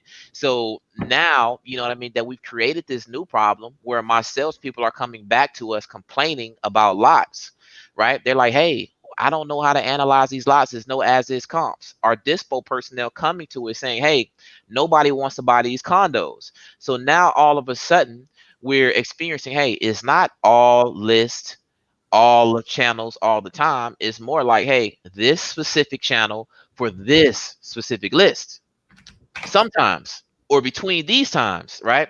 So you have to first create a problem by doing deals, and then you will see that your levels of market research need to be deeper. But if you just in the game, just starting, I think Tysean gave it to you right, and spelling this out for you guys, Atom Data, that's ATTOM data. That's a resource for you. For people that's joining in, we're talking to Tysean Jackson and Ryan Catchings out of Atlanta, doing multiple deals, multiple markets, dropping bombs on you. So make sure to check these guys out. Heavy hitters. We got a thanks for the super chat, Keelan. He say, hey, my question is more about some good lists to use when marketing for primarily cold calling and just marketing in general. Right now, I'm using a list from PropStream and my local county probate. They want to get some general tips, that sounds like. Man, let me tell you, we built our business off them probates, man. Them probates, that's where we started, in the trenches. Now, I'm going to be honest with you. Them probates is hell. Okay, so with the probates, it's a lot of court involved. Okay, it's a lot of administration involved. Sometimes it's a lot of people involved when it comes to those probates. Now, the thing about it is, it's also a lot of motivation involved. I would even say if we went back and looked at our deals, we probably closed most of our deals probate, you know, even to date. But the thing about it is right now, especially with the courts and the situation that that they're in with COVID and the government moving slow, I mean, it's a slow moving process. So what you got to expect is that you may experience a longer sales cycle with this lead list. But nonetheless, it's a great opportunity to talk to somebody that's going to be motivated and that may have a problem that needs to be solved. And I'm going to be honest with you guys. Every single one of these damn lead lists are good. There is no bad list. Like, I'm going to be honest. There is no bad list at all. Now, if you want to talk about which lead list, you know, I just generally like to talk to based upon my experience, based upon the deals that we have closed, I would tell you probate, tax delinquent, and man, I love me a vacant absentee property. You telling me that the seller is already virtual? He more virtual than me. He not even there. And then the property vacant, so I ain't got to dance around tenants to show the property in dispo. So see, vacant absentees are really good for your operation. Really smooth, really smooth. I'm talking about operationally efficient. But motivation-wise, I love me a tax delinquent probate. Yeah, I love that absentee owner. That absentee vacant, it's a clean transaction. It ain't no clean as a whistle. I love that. And make sure you pull in all those lists, Keelan. All of those lists on PropStream. I think Tysean told me we've been slipping because PropStream, we have these we record all of our listing criteria, so we pull those every month because you know they give you a certain amount of downloads. I think it's 10,000. We might be on a $20,000 plan, but or $20,000 1,000 lead plan, but they have filters on there, those quick filters. Use those filters, man. There's deals on all of those lists, like failed listings. I even pull listed. I pull all the lists, and there's always deals on there. You just want to get your pipeline built. And once you start having your dialers dial all of those lists for cold calling, then you'll figure out which ones are going to work better for your market. Yeah, because I like the divorce list, the bankruptcy list, all those niche down. Bankruptcy, and them people seem to be more apt to talk to us. You know what I mean? Even if they're going to do it or not, they really want to have a conversation. They're not hanging up in your face and stuff. So I'm like, okay, let's see if we can make a deal. Yeah. So they got problems. Exactly. Problem people. So we're here to solve them. Hopefully that helped you out, Keelan. And thanks again for that super chat on YouTube. All right, let's see. Winston says, do you guys have separate roles? Do y'all catch each other in the same sandbox at times? Winston dropping that heat. That's a good question. I'll let Tysean cover that one. That's a real business question right there. Now, see, here's the thing. That was the case. When we first started, because we started the business out the mud. Me and Ryan was figuring this shit out and building the business from the dust. So as we was getting an understanding of it, we both was trying to have a really good understanding of all parts of the business. And, it was good for the time being because, we do fundamentally understand all aspects of the business. But what needs to happen is everybody does need roles and responsibilities in a partnership. That's why I recommend everybody, especially if you will have a partnership, even if you don't have a partnership, go ahead, cop that book Traction. It's going to break down the EOS system for you, and it's going to show you how to go about putting a system. People always talk about the word system. What the hell does that mean? EOS system. That's what it means. I really recommend that book because it brings clarity to how you go about separating, right? How you go about actually separating those roles and having everything flow in a way where both of you guys are in harmony, you guys have synergy as a partnership. And the only way to have synergy is for each person to have their domain and to hold that shit down. Whatever Ryan is doing, all his roles and responsibilities, I am not worried about. I know Ryan got it. And if he don't got it, we got a system where we have a meeting every week where he can communicate, hey, look, I don't got it. And we put a plan together for that. And it's vice versa. So you do want to have your roles and responsibilities laid out. That's what prevents anybody being able to step on anybody's toes or play in the same sandbox. Makes sense. Did you want to add anything to that, Ryan, or you good? Yeah. I was saying at this point, I was confused. I was like, how did I get on mute? But yeah, I was saying at this point, we're so far away from each other in business that we actually have to have times where we catch up and we're like, hey, what's going on with this person? What's going on in this department? So it will become a time where you're going to be stretched out and you're really not going to, be nowhere near doing the same things. But Tysean is right. And what I recommend is you start with not even the name of the roles, but just start with outlining the top 5 responsibilities for each person. Now, of course, when you start off and it's just 2 people, those responsibilities are going to be, broad, and they're going to be, they're going to be dense. Right. But as you begin to create these secondary and alternate positions, then you'll be able to even bring those responsibilities a little bit finer and a little bit finer every time. So if you're just starting, make sure that whoever's on your team, maybe those 2 to 4 people, everybody has those top 5 responsibilities that they're going to have as their domain, and then you can build from there. But it is really difficult to make the business make sense and to make the partnership make sense if everybody's doing the same thing. Right. Let me drill down a little bit on that. At what point, because a lot of people in it by themselves, or some people always jump right in with partnerships. When do a person know they need to have another person on the team, another partner, not just employee, a partner to help them with the business? Is that like mission essential as far as scaling and things like that? Let me tell you, if you can have a successful partnership in any endeavor in life, you're stronger. And I say a successful partnership. I mean, you got a partnership that's unsuccessful or that's unharmonious. That shit now becomes a drain to whatever the mission is trying to be accomplished. And that's personal and professional. But like, even if I go with we can name any company. If I want to go about, building me out a dialer, if I want to build me out a dialer, guess what? I need to make sure I would love to have a partner that's already in tech. right? I got a guy, or think about it. If I don't get him, then I'm gonna have to learn this shit. I'm gonna have to figure it out. I'm gonna have to build it. I'm gonna have to do all of these things. Look at it like this, guys. Whenever you got to build a business, there's a group and a set of tasks that need to be performed. Imagine if I could literally cut the tasks that need to be performed in half, add one to this person, put the task over here in this person's hands, and I keep the remaining task over here myself. And we're both experts at the task at hand. Imagine how more efficiently we're gonna move and getting this shit done. That's all a partnership is. So it's not specific to any one business. If you can strategically partner in any business, it will help you guys move faster and build and scale way faster than you could by yourself. Agreed. Partnerships are a scalable solution. This is how 50 Cent continues to jump industries and trend set in multiple industries. This is how Jay-Z, Snoop Dogg, all these guys continue to do the same, right? Is because they know how to successfully partner, and they use partnerships to scale their businesses. Now, this is the thing, is levels to partnership, right?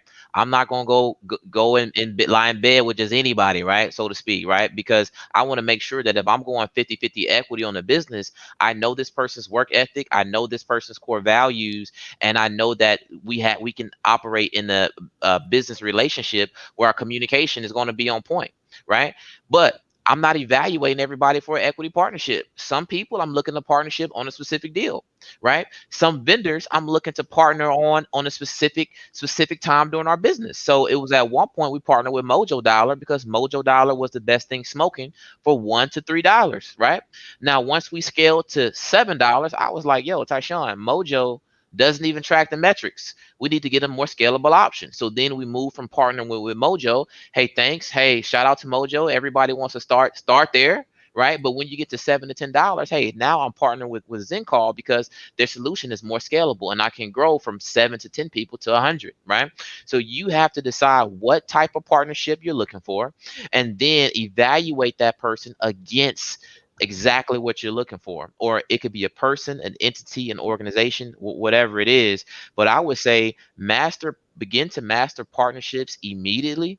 Okay. And when you start the business, you can decide whether you want to do a partnership or not. But either way, once you get into the business, the more people that you can bring onto your team to take on responsibilities that you're not the best at, the better. And the sooner you can do it, the better. Because guys, it's no rule that says you got to pound the phone for 3 months and close 3 deals before you're reputable enough or credible enough to hire a cold caller. There's no rule that says that. We were cold calling for less than a day, and then we decided we need to partner or bring somebody onto our team who can actually get this thing done. So just don't believe the hype that you got to go through all this trudging and stuff before you can move forward and get somebody added to your team. But just know what the laws of partnership are, and you'll be straight.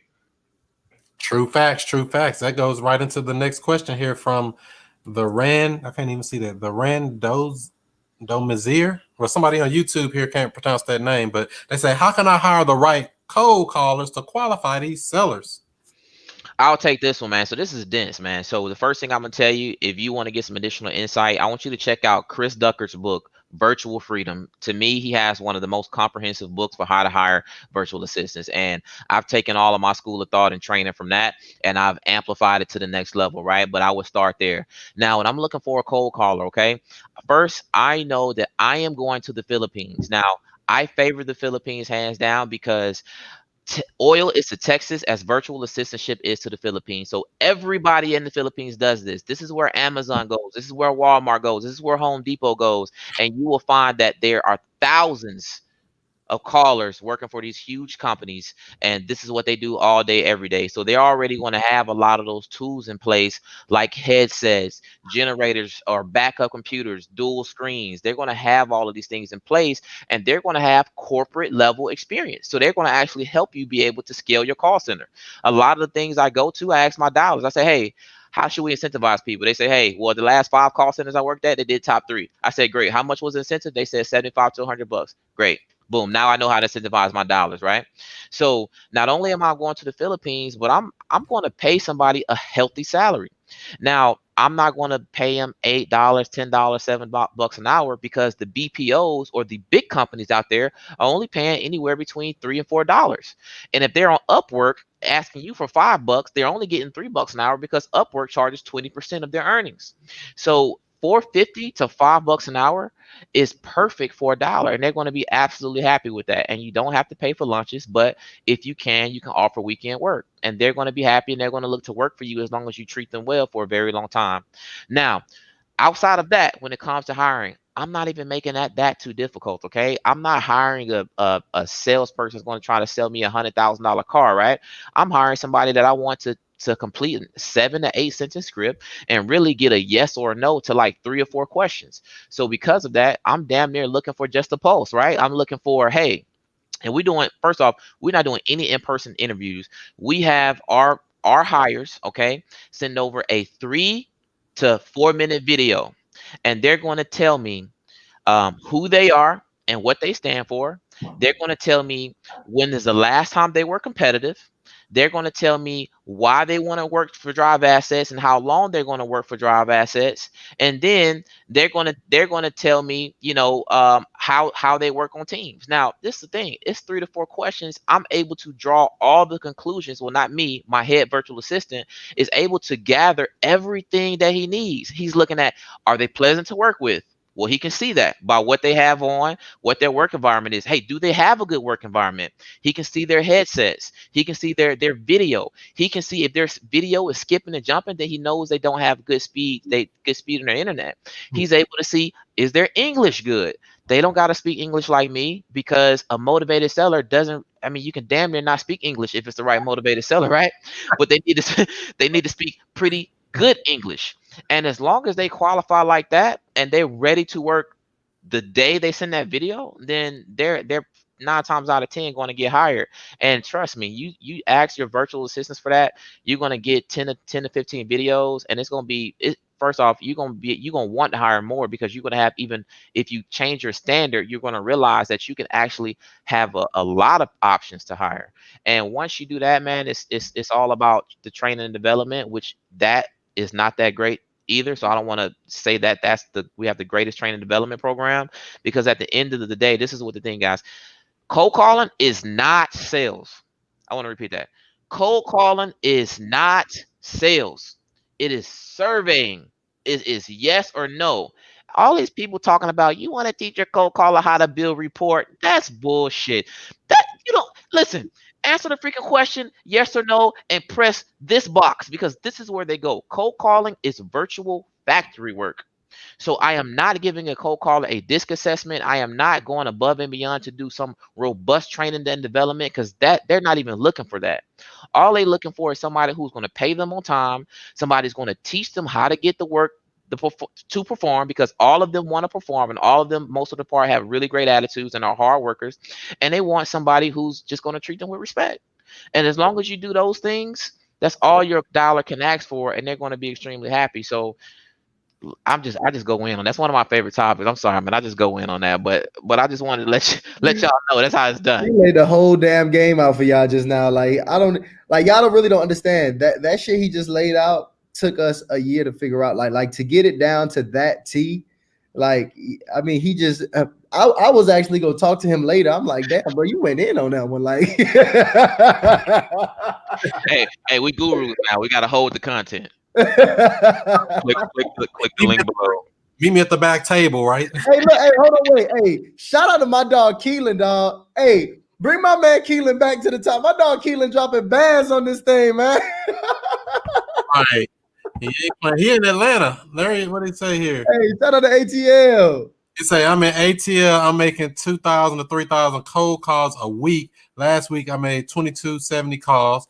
I contacted 130 people, gave me 9 leads, sent 3 offers with full-time job. Anything I need to change? Will this be recorded? Yeah, this is recorded, but I'll let them answer your question. You need to. This is the only thing you need to change about this, Keelan. And I'm looking at this, okay?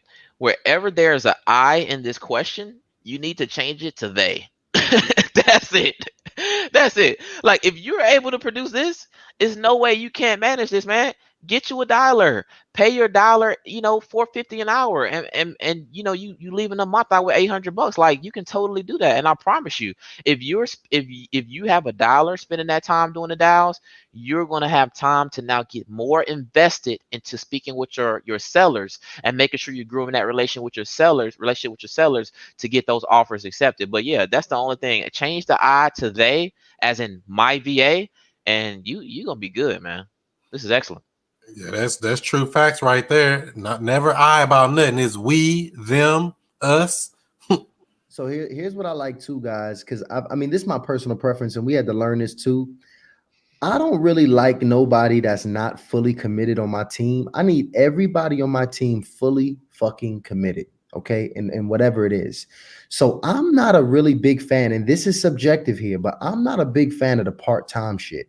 Because a lot of times when they part-time, they working with you, they working with other people, they may leave, they may not, they probably can't work the weekends because they working weekends. But now I'm starting to feel like you cheating on me. I'm getting jealous, right? Yeah. I need you 100% committed. So I like my cold callers full time. I want you full time on the team because I want your time. And especially, here's the thing. Guess what? You plan on expanding, right? You plan on scaling, right? You plan on growing. You're going to need it anyway. So go ahead. If you can, make the full-time investment out the gate and have them full-time working with you and, growing your operation in that way. Typically, when we started bringing our people on full-time, because we started part-time kind of playing with it, we thought that, they can experience burnout if we use them all day. Listen, give them a break. Make sure they got adequate breaks in place. But other than that, keep them on full-time and make sure the people with you are riding only and with you. And so how many hours you got them dialing? 4 hours, 6 hours, 8 hours? Yeah, so they dialing 8 hours with a lunch. Woo, you working the hell out of them. Well, that's the only way they want to work, to be honest with you, man. It's a different situation there. You that's why I say get that virtual freedom from Chris Ducker, because he really explains to you what the economic times and what the sentiments are in these other places, these other countries. But this, like, they don't even want to take a break. Like, if they just want opportunity to get paid, and they want to work with somebody that they trust is going to pay them every week. So don't overthink this and think they're working on the same they're working to US standards, because they're not. They want to get paid. They don't ever mention a salary. They don't want to hear that, because they're smarter than people that work US. They know no, it's about an hour. It's about an hour. I want to get all my money, right? So as long as you take care of them, like Tysean said, you good, man. And have them working 9 to 10 hours, man. They love it. They just want to make money, take care of their families, and they work very hard to do that. So what about when people say when you deal with the Philippines, you might have roosters in the background? Hey, man, listen, that's true. Listen, at 5 o'clock, listen. First off, that is a fact. I had a girl on an interview with the roosters. I said, at least you should have muted it on the damn interview. You don't come on my interview with a damn rooster in the background.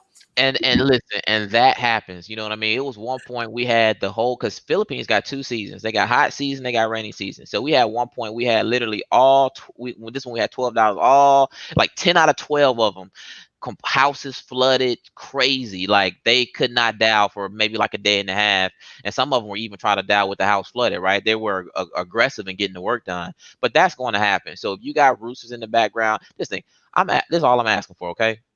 1,800 log calls and 2 opportunities. So a rooster jump in there for 30 minutes and they blocking your calls up, hey, no problem. You got damn 7.5 other hours to get me 2 opportunities, right? That's it. It's like, yo, punch the clock, hit the OP button, and we good. I'm not asking for nothing else, because it's not anything else. It's literally just virtual factory work. True. So hopefully that all helped you out a little bit, Keelan. You might need to invest in some software and stuff to help you too with that stuff, because I don't know what you're doing and what systems you're using, but definitely need to get some stuff where you can touch a lot of people without you having to do it all, whether it's VA or some software. Real true facts. Chris, is he using? You think he dialed on his cell phone? He dialing each number. Listen, if he doing that, Keelan, come send me an email. We hiring your ass. He was doing that, boy. He coming down to the office. Roland wants to know, how can he come up with an offer for a seller for a property that's a teardown? Okay, so when it comes to that, we use rule of thumb. So we use new development rule of thumbs in our business, right? It's a few different ways that you can do it. So first off, you want to figure out, roughly about what the ARV is. It's a few rule of thumbs you can use in this one, right? What the ARV is. So for example, if the ARV is $300,000, right? The ARV is $300,000. And we was actually told this from a developer that typically what you want to do is go about locking this up, right around the 10% rule, right around the 10% rule. So 10% of what that ARV is. So 10% of 300,000, $30,000, right? 30,000. You want to be locking that teardown up for just as a rule of thumb, guys. It's always exceptions to the rule. It's always exceptions to the rule. Here's another more in-depth formula that you can use. What you want to do is you want to look out for the average square footage of the properties in that area. Let's use round numbers. Let's say the average square footage of the properties that teardown is in, they're 1,000 square foot. Another good rule of thumb you could use is that it's going to take about $100 per square foot for that property to be developed, right? So that means if it's $100 per square foot and it's 1,000 square foot property, then we can probably estimate it's going to take $100,000 for that property to be built, right? So what I would typically do, if the ARV again is 300,000, right? I'm gonna have my calculator out because I'm not good at mental math, but 300,000, right, times 70%, that's 210 minus my repairs. My repairs is $100,000. That puts me at 110. I take my fee away from that. That's where I'm coming at with my offer. So it's those two different models you can go about using to determine how you want to go about pricing that deal. I preference the second one over the first because it's a little bit more mathematic. But either way, those are some strategies we use to determine how we're gonna come out with an offer for a teardown. Makes sense. That teardown. I'm like, low. How low can you go? How low can you get that bad boy? Tysean say you want to bend it back like a palm tree, right? Right. Hey, I was wilding one time, man. I told this one seller on the phone. I don't know what the hell I was thinking. This one I was really feeling myself. Like I was feeling myself. A seller said, I said, ooh. Now she said the price. I said, ooh, I'm gonna need you to be a little bit more flexible. And then she went down. She was like, I mean, what, like 18,000? I said, no. I'm gonna need you to be about as flexible as a palm tree. She did not like that. I swear to God, I said that. I swear to God, I was feeling myself that week. I think I had got like this when I was on the phone in acquisitions. Let me tell you, look, when I'm on the phone, Chris, it's a goddamn event in the office when I'm on the phone. I'm selling loud as shit. Everybody gonna hear me selling. Everybody gonna hear me closing. Whether you even if you're not in acquisitions, you about to be learning acquisitions when I'm on the goddamn phone. Everybody is watching when the phone guy. They like literally people come over here to this office. I'm in the dispo office. They like, yeah, Tysean is on the phone. So everybody they walk over to the office and he's just like, he's going crazy. Hey, we did a role play though, Chris. We gotta do another one of those, man. That was fun. Oh yeah, most definitely. Yeah, we was on that thing 13 hours yesterday or something. I said, good. Oh, man. That was too damn long. I said, in this thing, they was liking it a little too much. We got to charge an admission fee. Hell. All right, cool. So we got Jim over here on Facebook says, what source are you using to find your dialers? I don't know if that's meaning the virtual assistant or the software you're using. Yeah, so I would advise everybody when you first start, and so it's 3 platforms that you can use. You got People Per Hour, you got Fiverr, and you got Upwork. Now, I would suggest you start with Upwork just because they have the best system. So you'll be able to seamlessly pay all your personnel, that once a week. You'll be able to communicate reviews, in case, so that way there's a threat. If they're not performing, you can put a bad review. You're also able, before you hire them, to check out their reviews. In addition, they also have these really cool things where you can do like screen capture and things like that if you like, really into heavily policing your virtual assistants. So I would use Upwork. Now, this is the thing. Upwork is, I don't even know if we can say this on a recorded line, but like Upwork is cool when you first starting out. But I would say they use Upwork for like couple weeks, and then once you see that you like them, I would just send them a private message on their email and say, hey, I want to remove you from Upwork. Now, if you done what you're supposed to do and you paying them on time and you offering them full-time work, no VA is going to deny that simply because they're getting assessed a 20% fee for every dollar that they make from you. So technically they actually get a raise by leaving Upwork.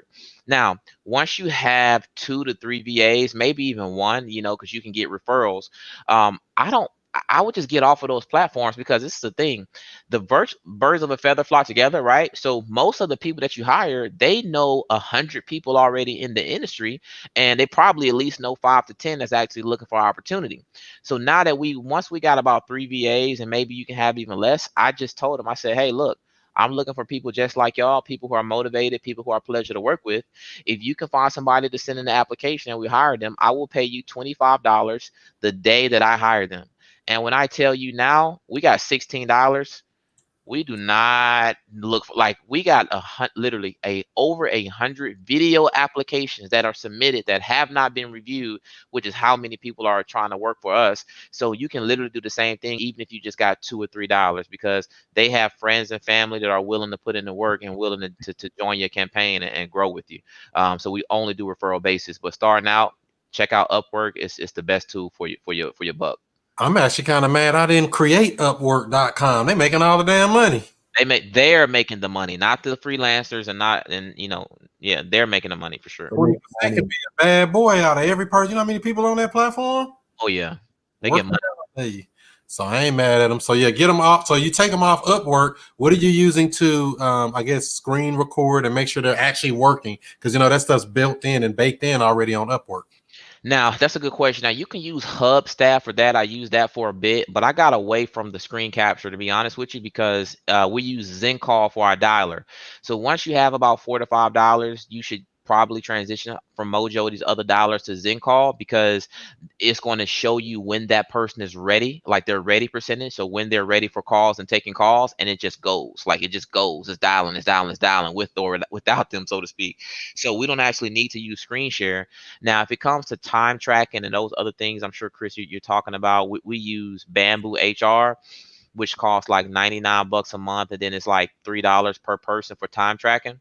But I know a lot of people use Hubstaff, but we'll use a combination of those things. But really, ZenCall, once you get on ZenCall, you hardly need to track their time or their screen, because like for them to even be ready, like ZenCall is so powerful that they can't even use YouTube and Facebook while they're dialing. It's that powerful. Like it consumes all of their internet. We even find people that don't even qualify to work with us because their internet is not strong enough to hold ZenCall. So once you get a powerful dialing service like that, you won't even need to do those tricky things. Damn, you can't even go surf Facebook or none of that? Nope. Dang. Nope. I ain't never used ZenCall, so I say, dang. So what does that run, about $100 a month too or somewhere? Man, it's so weird, Chris. You ask me these questions. It's like some of these things we in like mid negotiations with. I don't know if they're gonna look up and stuff like that. If you try, they're gonna tax you $150 a chair. All right, if you try them. Now, see, the more chairs you get, now you have a little bit more negotiating leverage. I beat them down to $120 a chair, and I'm literally in mid negotiation. Oh, I didn't even tell Ryan. They called me a couple hours ago. They actually gave me the approval that we can get it at $100 a chair, assuming that they change us from a monthly contract to a quarterly contract. But you know what I told them? I said, hey, listen, I already told you Call Tools has something attractive for us. So, that's still something I'll have to talk about with my partner. So I'm going to come back to you tomorrow and I'm going to see if we can do it. By the way, guys, they initially had called me prior to that and said that the best that they can do is 110. I said, 110? That's crazy as hell. How you going to do 110? You made me. And by the way, they've been dragging this negotiate now for 3 months, for 3 days. So I've been saying, listen, don't even worry about it. We'll just start getting our Call Tools set up. Thank you very much. We'll probably have about 30 more days on the software. She said, wait, sir. Let me go talk to my team and let me come back to you. And they came back and dropped it to 100. Guys, the shit that we learning in negotiation is not only for acquisitions. We are negotiating with everybody. I'm talking vendors, attorneys, sellers, buyers. We use these same principles and concepts in every single part of our business. Even until you transition out of this industry, you're going to take these same skills and use it as we keep going, guys. But we got it down right now to 100 a share. But that's the long answer. everything is negotiable. You know, I had to negotiate with call twos. I was like, man, I don't want to pay that. I mean, you know, I don't know. It don't feel right when we were on call twos. But yeah, definitely got to negotiate with these people because we got to do the takeaway, put them in marination mode, do all the same things. Like, oh, I'll get back to you in a couple of days. Let me finish using this because they gave me a free trial or whatever, you know. Right. Cool. I like it. That's what I'm talking about. So let's say Zen call is the truth. They say, oh, Shanita using it. I ain't never messed with it. Okay. Let's see here. Thank you guys for dropping gems. And let's see here. One more. My tax delinquent list is about 200 houses. I shouldn't need $1 or a cold calling person for that, right? Listen, the problem is you only got 200 numbers, addresses. That's the real problem. See, like if you put yourself in a position to not only if you're trying to solve not having a dialer by having less leads, then you're gonna have a short run in this business. The goal is to make sure you have enough leads where you need a dialer, not to avoid getting the dialer. We got to get you some more leads. We already named PropStream is $99 a month for 10,000. List Source, you could pull your leads from there. I think they're going at about 10 cents a lead. If you got a promo code, you can get it down. Atom Data, I think there's on average is about 8 cents a lead. But guys, just in general, we need to be getting lists. I recommend you guys start with no less than about 5,000. I'm talking no less than about 5,000. But because PropStream puts you at 10, that actually changes it. You should be starting no less than 10. So not enough. Max it game. Max it out and stop playing with yourself. Say just go and get 10. Max it out. Sean says Zen call is the best. Yeah. Shout out to Sean, by the way. We actually Sean, he's my type of guy, man. Because Sean, he hit me up. He seen one of my posts on Instagram stories, and he immediately hit me up. He was like, "Yo, how do I get my dial efficiency rate?" And I'm like, damn, okay, this dude is really doing it, man. And we actually briefly communicated and share some information. And I think Sean is going to be able to use that to turn his stuff up. But shout out to Sean because, hey, Sean, listen, we just like you, brother. We not far away from hitting people in the DM. That's exactly how we met Corey, actually hitting him in the DM. So this is how you start to develop relationships, asking questions and getting deals. That's right. Your network is your net worth. Zen calls a beast. They need to get y'all a referral link. Wait a minute. Don't send too many.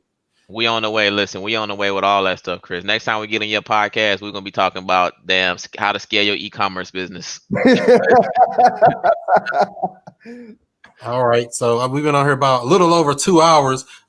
So I want to let y'all get a chance to tell what you got coming up, promote anything you got going on, what you got going on. You're throwing a big party in the city. What's happening coming up? We're probably throwing a big party in the city too. But one thing that I think is really important, guys, is that you just have the skill set to be able to perform in this business. And, I'm very passionate about the acquisitions and sales skill set. That was one of the earliest ones that I've adopted that allowed me to transcend to the position of ownership that I'm in now and even a brighter future beyond. So one of the things that we are going to be coming out with soon, we're going to be coming out with some acquisitions training, some real high level comprehensive acquisitions training, guys. And the thing about some good acquisitions training is that shit is relevant to every area of life. Just as I told you, we negotiating with our vendors. Okay, so we will be dropping the absolute coldest acquisitions training that exists known to man. It will be the most comprehensive.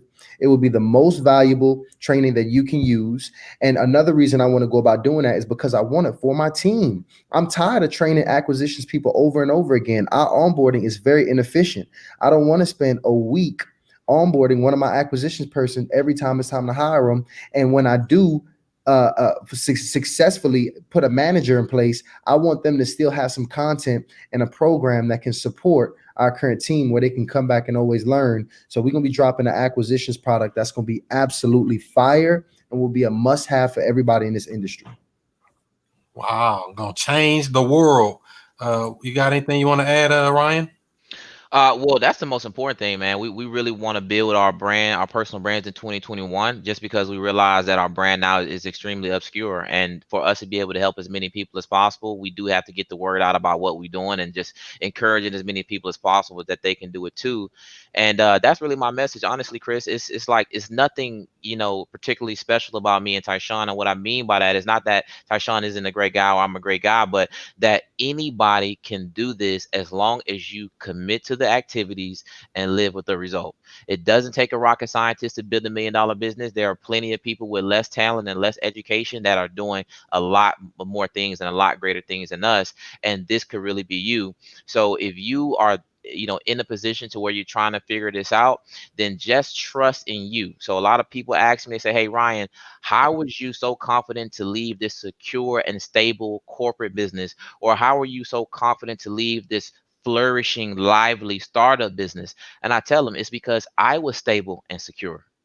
It's because I was flourishing and lively, right? It had nothing to do with those things and what they did for me. It had everything to do to what I built for myself while piggybacking and using the resource that they provided me. So if you have at this current point, you 9 times out of 10, you already have a habit of being excellent. So just remember that is you, and you can do anything, and you deserve the best simply because you exist. And that's really my message, man. And outside of that, Chris, I just want to let you know, man, this was one of the most funnest, I don't even know if that's a word. This is one of the best podcasts I've been on, man. I already knew you was gonna hold it down because on Clubhouse, you go crazy on Clubhouse. And man, I'm just really blessed that you even invited us up to share, man. That really means a lot to us. I just hit 7,000 followers on Clubhouse in less than 3 weeks. Damn, you muted us, Tysean. You muted. Chris is the Clubhouse god. I'm telling you, y'all, listen, y'all probably don't even need to buy a damn coaching program. Y'all be up in Chris Clubhouse. And I'm talking, and it really changed the game because, you get these, you go on YouTube, you see these videos, whatever the case is. But I mean, the level of value that you're getting in there and that, Chris, that you provide in these rooms is really phenomenal, man. So really just keep up the good work, guys. All I would ask is that the best way to engage with myself is on Instagram. So just go ahead, go to my Instagram right now. Follow me. Anything you guys want to know, need to know, just holla at us. We down here in the A, and I won't be damn surprised if we doing business in a market near you very soon, because this is the season of harvest and expansion. So it is a good opportunity, or it's a good chance that we'll be finding opportunities right in your city. There it is, right on the right of your screen. That's their screen names. Definitely go follow these guys. Great entrepreneurs in the ATLs, expanding on the whole. I guess you're gonna try to buy up the whole Southeast, or take over the Southeast. Is that the goal now, or something, or what? Listen, I do want the best wholesale operation out here in the Southeast. And we doing this real corporate, you know what I'm saying? Like, I really want to do it right. I want to do great business, and I want to be able to build a business where we haven't even talked about our staff and the culture inside of here, but I want everybody flourishing inside this company. We got people inside the company that's saying they now found, a new passion and, new goals for who they want to become and now what they want to accomplish now in even real estate, which they didn't even know existed or they were passionate about prior. So this is something that, as we go about, growing and expanding, we realize that we adding value on all fronts. So it only makes sense to just scale. Makes sense, yeah. And so that's the biggest thing. And I appreciate you guys coming on, dropping jewels, dropping value. People going to watch the replay on this. Make sure the people that do watch the replay or listen to this on the podcast, give it a 5-star rating. We need to get the ratings up because I'm bringing some more heavy hitters in 2021. And you guys are definitely coming back, because I know you got more to give, and we can only do so much in 2 hours. I think this is the longest one I ever did, 2 hours and 23 minutes so far. I think this is the longest one, but I usually have one-on-one, but this is 2 people, or 3 people with me. And, it works out good. And that Clubhouse ain't no joke. I like it because it separates the real from the fake. Somebody come in and hit you with something, you either know it or you don't. It ain't no, let me Google it real quick. You know what I mean? I seen some fakes on there, and I'd be like, man, they need to get off the stage. What they doing up here? But Hey, put it like this. Hey, Chris, listen, we're going to do 1 million. I plan on doing 1 million here. We should do that in the first 4 months. And then right after that, for the remaining, we're gonna put up the remaining 3. So look, when we hit that first million, we coming back. Yeah. Definitely, we got to celebrate that. That's like we're not even playing. So they did it in a couple of months. Damn, it's possible because some people don't think that this stuff is possible, and I do appreciate that y'all are making it more mainstream because people think wholesalers, it's a bad name. But if somebody come and do it the right way and show that hey, you can do this thing right without having the riffraff, be professional about it, do good business, it helps everybody in the business, and it probably would eliminate a lot of the laws and stuff they're putting in on people like in Illinois and Philadelphia and all this craziness that's going on. So what is y'all thoughts on that before I let y'all go about the laws changing? I mean, that's just, people coming in the game and, unfortunately, regulation is needed, when you got people that come in the game and they start, doing bad business. And every now and again, you're going to have a couple bad apples, that's going to come in and, try to spoil for the bunch. But the thing about it is all those laws are going to do is just weave out, some of the people that's, weave out the scrubs, because at the end of the day, it's still going to be ways to close deals in all of these markets. Whether now you got to do put some extra things in place to figure out how to get it done, whether you got to have a licensed realtor on the team, or now that is a part of your LLC that can sign off on all your transactions as you go about doing business. Trust me, it's going to be a way to get it done. But let me tell you, the real going to survive. That's right. Separate the real from the fake. Entrepreneurs, that's what we do. We overcome obstacles. We ain't worried about what they change, how some gonna change. A lot of people been asked, oh, what about the pandemic? Man, whatever gonna happen, gonna happen. I have no control over it to be successful.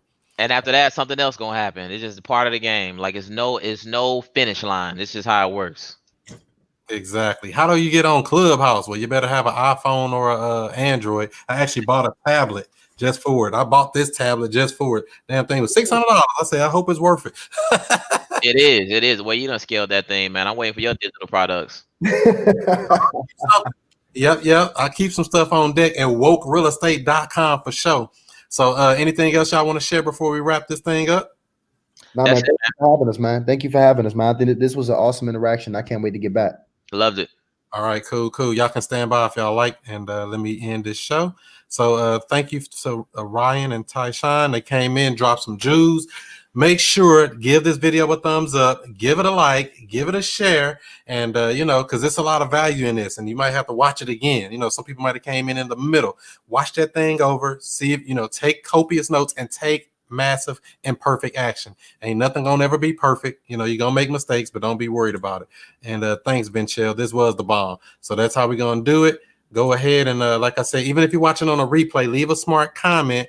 Let me know you came in, and that's how we're gonna do it. Don't forget, next week we're on with who we're on with? Nico Cherry. We're on with her next week, Monday night. I don't have a flyer for that one yet because we didn't get everything locked in, but she'll be on next Monday night, same time, 7:00 Central Time, 8:00 Eastern. And let's see, the following week we're on with Miss Roxana Wilson, the business queen, how to buy a block of houses. That's talking about that on Monday, January the 25th. That's going to be a great show as well. Lots of energy and lots of information. And we're coming up into February. We got my guy, Sawan Belcher. This is me taking action on IG, how to create a passive cash flow with real estate. That's Monday, February the 1st. And we're going to do that. We got some more heavy hitters coming up for you. So like I said, give this video a thumbs up, give it a like, give it a share. And if you're watching or listening on the Woke Real Estate Podcast, whether you're on Stitcher, Apple Podcasts, SoundCloud, Anchor, Spotify, Google Podcasts, and Amazon Podcasts, give us a 5-star rating. We need it. We need your help. All right. Let's see what we got here. Yes, you are. Y'all leaving nice comments. How nice of you. So I hope you all gather something good out of this. And I will catch you on the next one. So do what you do. Be who you be. And I'll see you before you see me. Peace. And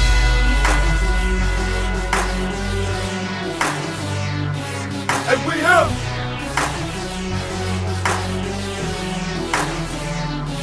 And we have.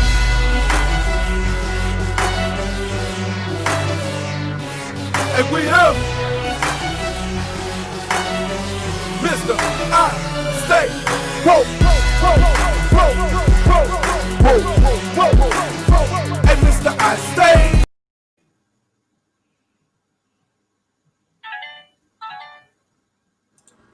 Find more leads than you can even process. That's multiple listing service. That's the MLS for your real estate agents. Absentee owner information. Find the cash buyers and flippers in any market nationwide. Pull a pre-foreclosure list. And don't forget, you gotta find those comps. Get nationwide access with multiple filters. Powered by PropStream at wokesource.com. Get your 7-day free trial today. wokesource.com. That's wokesource.com. Get your free real estate joint venture agreement and get notified of upcoming shows.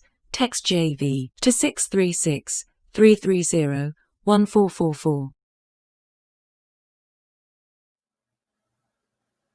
Today's broadcast is being brought to you by WokeSkipTracing.com. Look up phone numbers and email addresses with ease, with pricing as low as only 15 cents per match. Not per search, per match.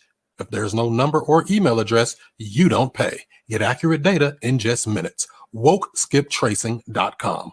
That's WokeSkipTracing.com. You may have heard the saying, the fortunes are in the follow-up. Now there's a brand new system that is great to help you cold call, text message, drop voicemails, and so much more, all automated. You don't have to remember anything. Just set it and forget it. All you have to do is speak to people. Check it out, wokereply.com. It's a multi-touch marketing campaign where you can schedule to send text, voicemail, email, and even live calls all on autopilot. Check it out today, wokereply.com. That's wokereply.com.